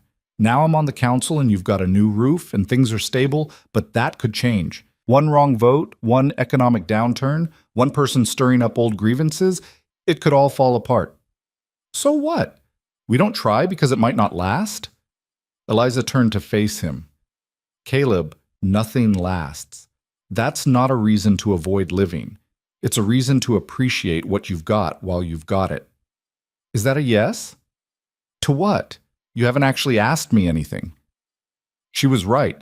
He'd talked around it, circled it, but hadn't actually formed the question. Because saying it out loud made it real, and real things could be rejected. He'd had enough rejection to last a lifetime. But Eliza was still looking at him, waiting, and something in her expression made him brave. "Marry me," he said. "I don't have a ring, and I'm probably doing this wrong, and I can't promise it'll be easy. But I can promise I'll show up, every day, for as long as you'll have me." Eliza was quiet for so long Caleb thought he'd made a terrible mistake. Then she laughed, short and surprised and happy. "That's the worst proposal I've ever heard. It's the only one I know how to make." "I know. That's why it's perfect." She took his hand, laced their fingers together. "Yes. Of course, yes." Relief hit Caleb so hard he felt dizzy. "Really? Really? Though we should probably wait until spring. Winter weddings are miserable, and I want the kids to enjoy it without freezing to death. Spring works. And you're going to have to tell the council. Make it official before the gossips get to it first. I'll tell them at the next meeting. Doherty's going to have a fit." "Doherty can go to hell." Eliza squeezed his hand. "There's the romantic spirit I fell in love with." They sat there until the cold drove them inside, making plans, imagining a future that had seemed impossible a year ago. It wasn't perfect. Nothing about their situation was perfect, but it was theirs, and that was enough. The council meeting, where Caleb announced his engagement, went about as well as expected. Morrison congratulated him. The two neutral members nodded politely. Pritchard's face went tight, and Doherty stood up so fast his chair fell over. "This is inappropriate," Doherty said. "A conflict of interest. How are you supposed to vote impartially on any issue involving the orphanage when you're married to the woman running it?" "The same way you vote on business regulations when you own the general store," Caleb said evenly. by declaring my interest and recusing myself when necessary. It's not the same thing. It's exactly the same thing, unless you're suggesting personal relationships should disqualify people from public service, in which case half this council needs to resign. Morrison cleared his throat. I believe congratulations are in order. Mr. Vance has been transparent about his relationship with Miss Hart from the beginning. I see no issue with this announcement. Of course you don't, Doherty said. You've been on his side since he showed up. I've been on the side of letting people do their jobs without constant interference. If that aligns with Mr. Vance's positions, so be it. Morrison turned to Caleb. When's the wedding? Spring. April, probably. You're all invited if you want to come. I wouldn't miss it, Morrison said, and the neutral members echoed agreement. Pritchard said nothing. Doherty stormed out, slamming the door hard enough to rattle the windows. After the meeting, Morrison pulled Caleb aside. You know this is going to make things harder. I know. Doherty is going to fight every proposal you make, oppose every initiative, try to paint you as corrupt or biased or incompetent. He'll make your life miserable just because he can. He was already doing that. Fair point. Morrison lit a cigarette, offered one to Caleb, who declined again. But you've got more to lose now. A wife, eventually kids of your own. The orphanage, depending on your ability to stay on the council. Doherty knows that. He'll use it. Let him try. I'm not backing down. Didn't think you would. Just wanted to make sure you knew what you were signing up for. Morrison took a drag, exhaled slowly. For what it's worth, I think you're doing the right thing. Town needs more people willing to stand up for what matters instead of what's easy. The engagement changed things in ways Caleb hadn't anticipated. Some people congratulated him with genuine warmth. Others offered polite words that didn't quite hide their disapproval. A few stopped talking to him entirely, crossing the street or leaving rooms when he entered. Margaret Holloway showed up at the forge one afternoon, the first time she'd sought him out since the train platform. She looked nervous, twisting her gloves in her hands. I wanted to say congratulations, she said, on your engagement. Thank you, and I wanted to apologize, properly this time, for how I treated you when you arrived. For laughing, for running away, for being cruel when you deserved better. Caleb set down his hammer. Why now? Because I've watched you this past year. Watched you build that tower, win a council seat, stand up for people nobody else will stand up for. And I realized I judged you based on what you looked like instead of who you were. That was wrong. She met his eyes. I was wrong, and I'm sorry. It was the apology Caleb had wanted months ago, back when it would have meant something. Now it just felt sad. Not because it wasn't genuine, he could see that it was, but because it came too late to change anything. I appreciate that, he said finally. I do. But I'm not the same person who got off that train, and you're not the person I thought I was coming here to meet, so I don't know what this apology is supposed to fix. Nothing, probably. I just needed to say it. She pulled on her gloves. You see, I hope you'll be happy. I think Miss Hart is lucky to have you. She left before Caleb could respond.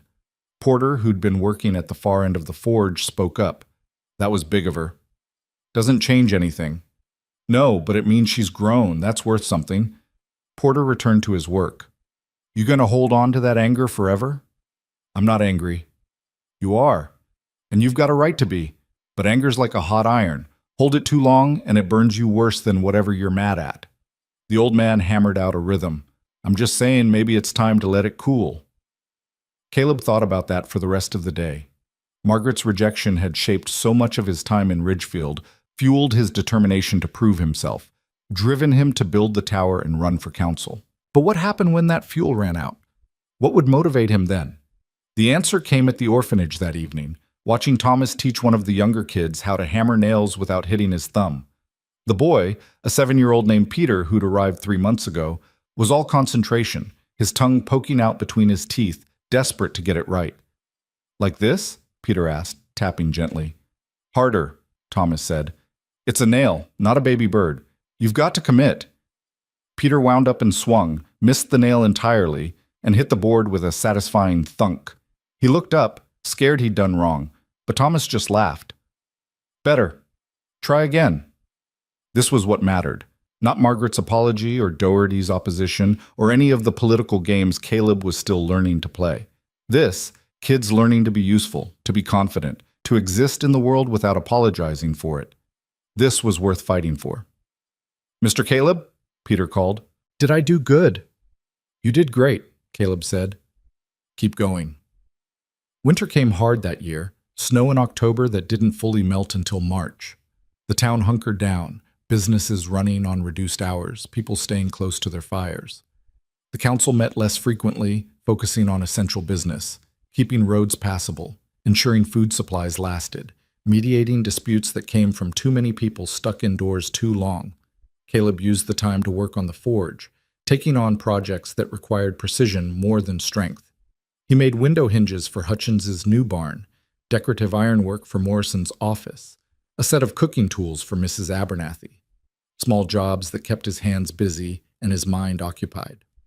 He also used the time to plan the wedding, which turned out to be more complicated than he'd expected. Eliza wanted something simple, just close friends and the orphanage kids. But simple still required decisions. Where to hold it, who to invite, what to serve, what Caleb should wear since he didn't own anything close to formal clothing. "We could do it at the orphanage," Eliza suggested one snowy evening. They were in the kitchen, surrounded by papers covered in rough sketches and crossed-out lists. "Not enough space if we invite everyone." "Do we have to invite everyone?" "Morrison, Hutchins, Mrs. Abernathy, Porter, that's already more people than your parlor can hold, plus the kids." "What about the town hall?" Caleb made a face. "The place where I got elected? Where we fought for months to keep the orphanage open? That's got some bad associations." "Fair point." Eliza tapped her pencil against the table. "What about outside, weather permitting? In April? That's a gamble. Everything about this is a gamble. Might as well make it a beautiful one." They settled on the prairie behind the orphanage, a spot with a view of the ridge and enough flat ground for chairs. If it rained, they'd move inside and people would just have to squeeze. If it was nice, it would be perfect. And if it was somewhere in between, well, that seemed appropriate for a wedding between two people who'd never quite fit anywhere. Planning gave them something to focus on besides the cold and the dark, and the way winter made everything feel smaller, harder. But underneath the logistics was a current of anticipation, a sense that something important was shifting. "Are you scared?" Eliza asked one night as they sat by the kitchen stove, the kids asleep upstairs, the house creaking in the wind. "Of what?" "This. Marriage. Being responsible not just for yourself, but for me, for these kids, for whatever comes next." Caleb thought about it. "Yeah, I'm scared, but I'm more scared of not doing it, of playing it safe and wondering what might have happened." "Me too." She leaned against his shoulder, and they sat in comfortable silence, listening to the storm outside and the warmth of the fire inside. Spring came late, but came decisively. Snow melting in days instead of weeks, the prairie exploding into green and gold. The orphanage yard transformed from mud to grass, and Caleb spent his weekends building benches for the wedding. Simple pine construction that would seat maybe 30 people if they squeezed. The guest list had grown despite their best efforts. Porter insisted on coming and bringing 2 retired blacksmiths he knew. Mrs. Abernathy invited half the boarding house. Hutchins wanted to bring his extended family. Morrison was coming with his wife. Even the 2 neutral council members had accepted invitations, though Pritchard and Doherty had politely declined. "We're up to 47 people," Eliza said, looking at the final count. "When did that happen?" "When we stopped being outsiders," Caleb said. "Turns out people like weddings. They like free food." "That too." The ceremony was set for the 3rd Saturday in April, early afternoon when the light would be good and the temperature mild. Caleb spent the morning trying on his new suit, the first he'd ever owned, and feeling like an imposter. The jacket was tight across his shoulders, the pants slightly too short, and the whole thing made him look like he was playing dress-up. "You look fine," Porter said, adjusting Caleb's collar for the 3rd time. "Stop fidgeting. I look ridiculous." "You look like a man getting married. That's supposed to be a little ridiculous." The old man stepped back, examined his work. "There. Presentable. Now stop worrying and focus on not passing out during the vows." "I'm not going to pass out." "Everyone says that. Half of them do it anyway." The ceremony was supposed to start at 2. By 1:30, people were gathering on the benches, talking and laughing, the kids from the orphanage running wild in their fancy clothes. Thomas was trying to corral the younger ones with limited success. Mrs. Abernathy was directing people to seats like a general deploying troops. The whole thing had the organized chaos of any event where too many people tried to help. Caleb stood at the front, next to a makeshift altar that was really just a wooden stand Thomas had built, and tried to remember how to breathe.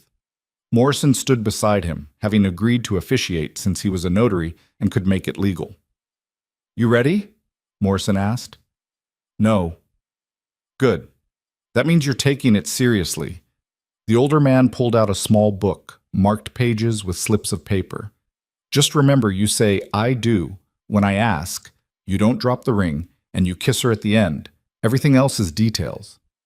The ceremony started on time, more or less. People settled into their seats. The orphanage kids lined up along the side, trying to stand still and mostly failing. And then Eliza appeared at the back of the gathering, walking alone because there was no one to give her away, wearing a simple blue dress she'd made herself. She was beautiful. Not in the conventional way. Her scar was still visible, her hands were still rough with work, her whole bearing was that of someone who'd fought too hard for too long. But she was beautiful to Caleb in a way that made everything else irrelevant. This was the woman who'd seen him at his worst and stayed anyway, who'd built something impossible with him, who'd chosen him when she could have chosen safety. She walked to the front, and Caleb took her hand because standing this close without touching her felt wrong. Morrison began the ceremony, reading words about commitment and partnership and choosing each other every day. Caleb barely heard it, too focused on Eliza's face, the small smile playing at the corner of her mouth, the way her fingers tightened around his when Morrison got to the vows. "Do you, Caleb Vance, take Eliza Hart to be your wife, to stand beside in success and failure, in health and sickness, for as long as you both shall live?" "I do." "And do you, Eliza Hart, take Caleb Vance to be your husband, to stand beside in success and failure, in health and sickness, for as long as you both shall live?" "I do." Morrison smiled. "Then by the authority vested in me by the territory, I pronounce you married. You can kiss her now." Caleb leaned down, Eliza rose up on her toes, and they met in the middle. The kiss was brief, almost shy, but it carried the weight of everything they'd been through to get here. When they broke apart, the crowd erupted in applause, the kids cheering, someone whistling. They walked back down the aisle together, and Caleb felt something shift in his chest. He'd belonged to places before, Ohio, the Forge, even Ridgefield in a limited way. But this was different. This was choosing to belong to another person and having them choose you back. The celebration afterward was loud and joyful and slightly drunk, people passing around bottles they'd brought despite Eliza's request for a sober event. The food was a potluck disaster. Too much of some things, not enough of others. Everything slightly overcooked or undercooked or just wrong. It was perfect. Caleb spent most of the evening talking to people, accepting congratulations, answering questions about where they'd live. They'd decided on the orphanage since it had more space than his boarding house room. He'd move his few belongings over next week, and they'd figure out the details as they went. Late in the evening, as the sun was setting and people were starting to leave, Margaret Holloway approached. She'd come to the wedding despite not being invited, standing at the back during the ceremony, leaving before anyone could question her presence. But now she was here, holding a small package wrapped in brown paper. "I wanted to give you this," she said, offering it to Caleb. "A wedding gift." Caleb took it, surprised by the weight. He unwrapped it carefully and found a photograph in a simple frame. It showed the bell tower at sunset, the structure solid and dark against a golden sky. It was beautiful in a way photographs rarely were, capturing not just the physical presence of the tower, but what it represented. "I took it last month," Margaret said. "Thought you might like to have it, to remember what you built." "Thank you," Caleb said, and meant it. Thank you. You're welcome, and congratulations, both of you." She nodded to Eliza, who'd come to stand beside Caleb. "I hope you'll be happy." She left then, disappearing into the gathering dark, and Caleb stood there holding the photograph, feeling the last piece of his anger finally let go. "That was unexpected," Eliza said. "Yeah." "Are you going to keep it?" Caleb looked at the image, at the tower he'd built with his hands and stubbornness and the help of people who decided he was worth helping. Yeah, I think I will. The first year of marriage was harder than Caleb expected and easier in ways he hadn't anticipated. Living at the orphanage meant constant noise, constant needs, constant crises that required attention. It also meant never being alone, which took adjustment for someone who'd spent most of his life isolated. But it also meant waking up next to Eliza every morning, working together to solve problems, building a life that felt purposeful instead of just survived. They fought sometimes, about money, about discipline for the kids, about whose turn it was to deal with whatever disaster had erupted. But they also laughed and talked and found moments of peace in the chaos. The forge thrived. Porter officially retired, selling the business to Caleb for a price so low it was basically charity. Caleb kept the name, Porter's Forge, because changing it felt wrong. He hired an apprentice, a young man named Daniel who reminded him of Thomas, and together they kept the business running. The council work continued, often frustrating, occasionally rewarding. Caleb pushed for better wages for town workers, fought against regulations that hurt small businesses, and championed infrastructure projects that benefited everyone instead of just property owners. He lost more votes than he won, but the ones he won mattered. Doherty remained hostile, but his influence was waning. The general store was struggling, competition from newer businesses cutting into his profits, and his ability to sway council votes decreased accordingly. He still opposed everything Caleb proposed, but it was increasingly out of spite rather than strategic calculation. 2 years after the wedding, Eliza told Caleb she was pregnant. They were in the orphanage kitchen, surrounded by kids doing homework, and the news hit Caleb like a physical blow. "Are you sure?" he asked stupidly. "I'm sure. 3 months along." She watched his face carefully. "Are you happy?" "I don't know. I think so. I'm scared, mostly." He sat down heavily. "What if I'm not good at it? What if I'm too big, too clumsy, too—" "You'll be fine. You're good with the kids here." "That's different. Those aren't mine. If I mess up with them, you're there to fix it. But our kid—" He trailed off, unable to articulate the fear. "We'll have 2 parents who love each other, and we'll figure it out together." Eliza took his hand. "I'm scared too, but I'm also excited." "Aren't you, even a little?" Caleb thought about it. Underneath the fear was something else, something that felt dangerously close to joy. His own child. A person who'd exist because he and Eliza had chosen each other. Legacy, in the most literal sense. "Yeah," he said finally. "Yeah, I'm excited." The pregnancy changed things. Eliza couldn't lift heavy things or chase after the more energetic orphans, so Caleb took on more of that work. Thomas, now 17 and basically running the orphanage's daily operations, stepped up to help. The older kids pitched in without being asked. The whole place reorganized itself around Eliza's growing belly. The baby came in early winter, a girl with Caleb's size and Eliza's determination. They named her Sarah after Eliza's mother, and Caleb held her with the kind of terrified gentleness usually reserved for explosives. She was so small in his massive hands, so fragile, so completely dependent on him not to screw this up. "You're doing fine," Eliza said from the bed, exhausted but smiling. "Stop looking like you're going to break her." "I might." "You won't. Now bring her here so I can feed her before she starts screaming." Those first months were exhausting. Sarah cried constantly, slept in random intervals, and required attention that couldn't be scheduled or predicted. Caleb stumbled through it, learning to change diapers with his 2 big hands, to rock her to sleep when Eliza was too tired to move, to function on 3 hours of sleep a night. But she was theirs. This small, furious, perfect person who hadn't asked to be born but existed anyway. And watching her grow, learning to smile, to grab things, to recognize his face when he came home, filled spaces in Caleb's heart he hadn't known were empty. The town's reaction was mixed. Some people congratulated them genuinely, brought gifts, offered help.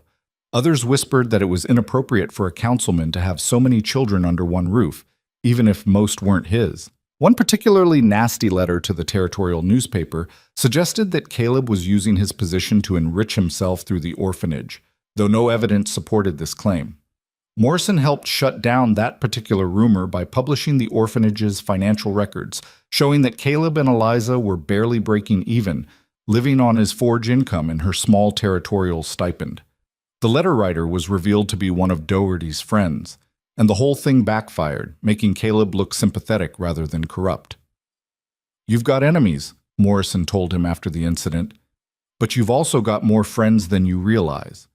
People who remember the tower, who appreciate what you've tried to do on the council, who see you as one of the few honest men in Ridgefield. I don't feel honest. I feel like I'm making it up as I go. That's all any of us are doing. The trick is admitting it." By Sarah's first birthday, the orphanage had placed 5 more children with families, taken in 4 new ones, and settled into a rhythm that felt almost sustainable. Thomas had left to work at the land office, Morrison having offered him a job. Peter, now 11, was Caleb's shadow at the forge, learning metalwork with the same intensity he'd once applied to hammering nails. The town had grown too. New businesses, new families, new buildings crowding what had once been empty Prairie. The bell tower still stood at the center, still rang at 6 every evening, still reminded people of what was possible when someone refused to accept the limitations others placed on them. One spring evening, 5 years after he'd arrived in Ridgefield, Caleb stood on his porch watching Sarah play in the yard. She was running after one of the orphanage kids, laughing, her dark hair flying. Behind them, the prairie stretched to the horizon, gold in the setting sun. Eliza came out to join him, moving slower now with their second child due in a month. She leaned against his arm, comfortable in a way that came from years of standing together. "What are you thinking about?" she asked. "How different this is from what I expected. When I got off that train, I thought I'd find a place where my size didn't matter. Turns out I found a place where it did matter, but not in the way I feared. You made it matter the right way. You used it to build things, to help people, to prove that being different doesn't mean being less. We proved it, not just me. All right, we." She squeezed his arm. "Are you happy?" Caleb thought about that. Happy felt like too small a word for what he felt. He had a wife he loved, children who depended on him, work that mattered, a place in a community that had tried to reject him. He had purpose and partnership, and the kind of belonging that couldn't be taken away because it wasn't given by others. It was built by his own hands. "Yeah," he said. "I'm happy. Are you?" "Very." She watched Sarah catch the other child, both of them collapsing in a giggling heap. "You know what the best part is?" "What?" "We're not done yet. There's still so much to build, so much to fight for, so much to create. This isn't an ending, it's just the beginning." She was right. The town council still needed voices like his. The orphanage still needed protection. More children would need homes, more injustices would need challenging, more impossible things would need building. The work was never finished because life wasn't a story with a neat conclusion. It was just a series of days, each one requiring you to choose again who you wanted to be. And Caleb chose this. Chose Eliza, chose the orphanage, chose Ridgefield with all its flaws and possibilities. Chose to stop running and start building instead. The bell rang 6 times, clear and strong, the sound rolling across the prairie like a promise. Sarah looked up at the noise, smiled, then went back to playing. Somewhere inside, a baby started crying. The sun dropped below the ridge, and the stars came out one by one. Caleb put his arm around Eliza and led her inside, toward the noise and chaos and imperfect beauty of the life they'd built together. The door closed behind them, shutting out the wind and the dark, holding in the light and warmth of home. And in the morning, when the sun rose on a new day, Caleb would get up and start again. Because that's what you did when you'd finally found a place worth fighting for. You kept fighting, kept building, kept choosing to belong. The giant who'd arrived alone and unwanted had become a husband, a father, a builder, a voice for people who'd been silent too long. He'd become exactly what the town needed, even when they hadn't known they needed it. But more than that, he'd become exactly what he needed to be. Not smaller, not apologetic, not less. Just himself, fully and completely, taking up all the space he deserved. And that, finally, was enough.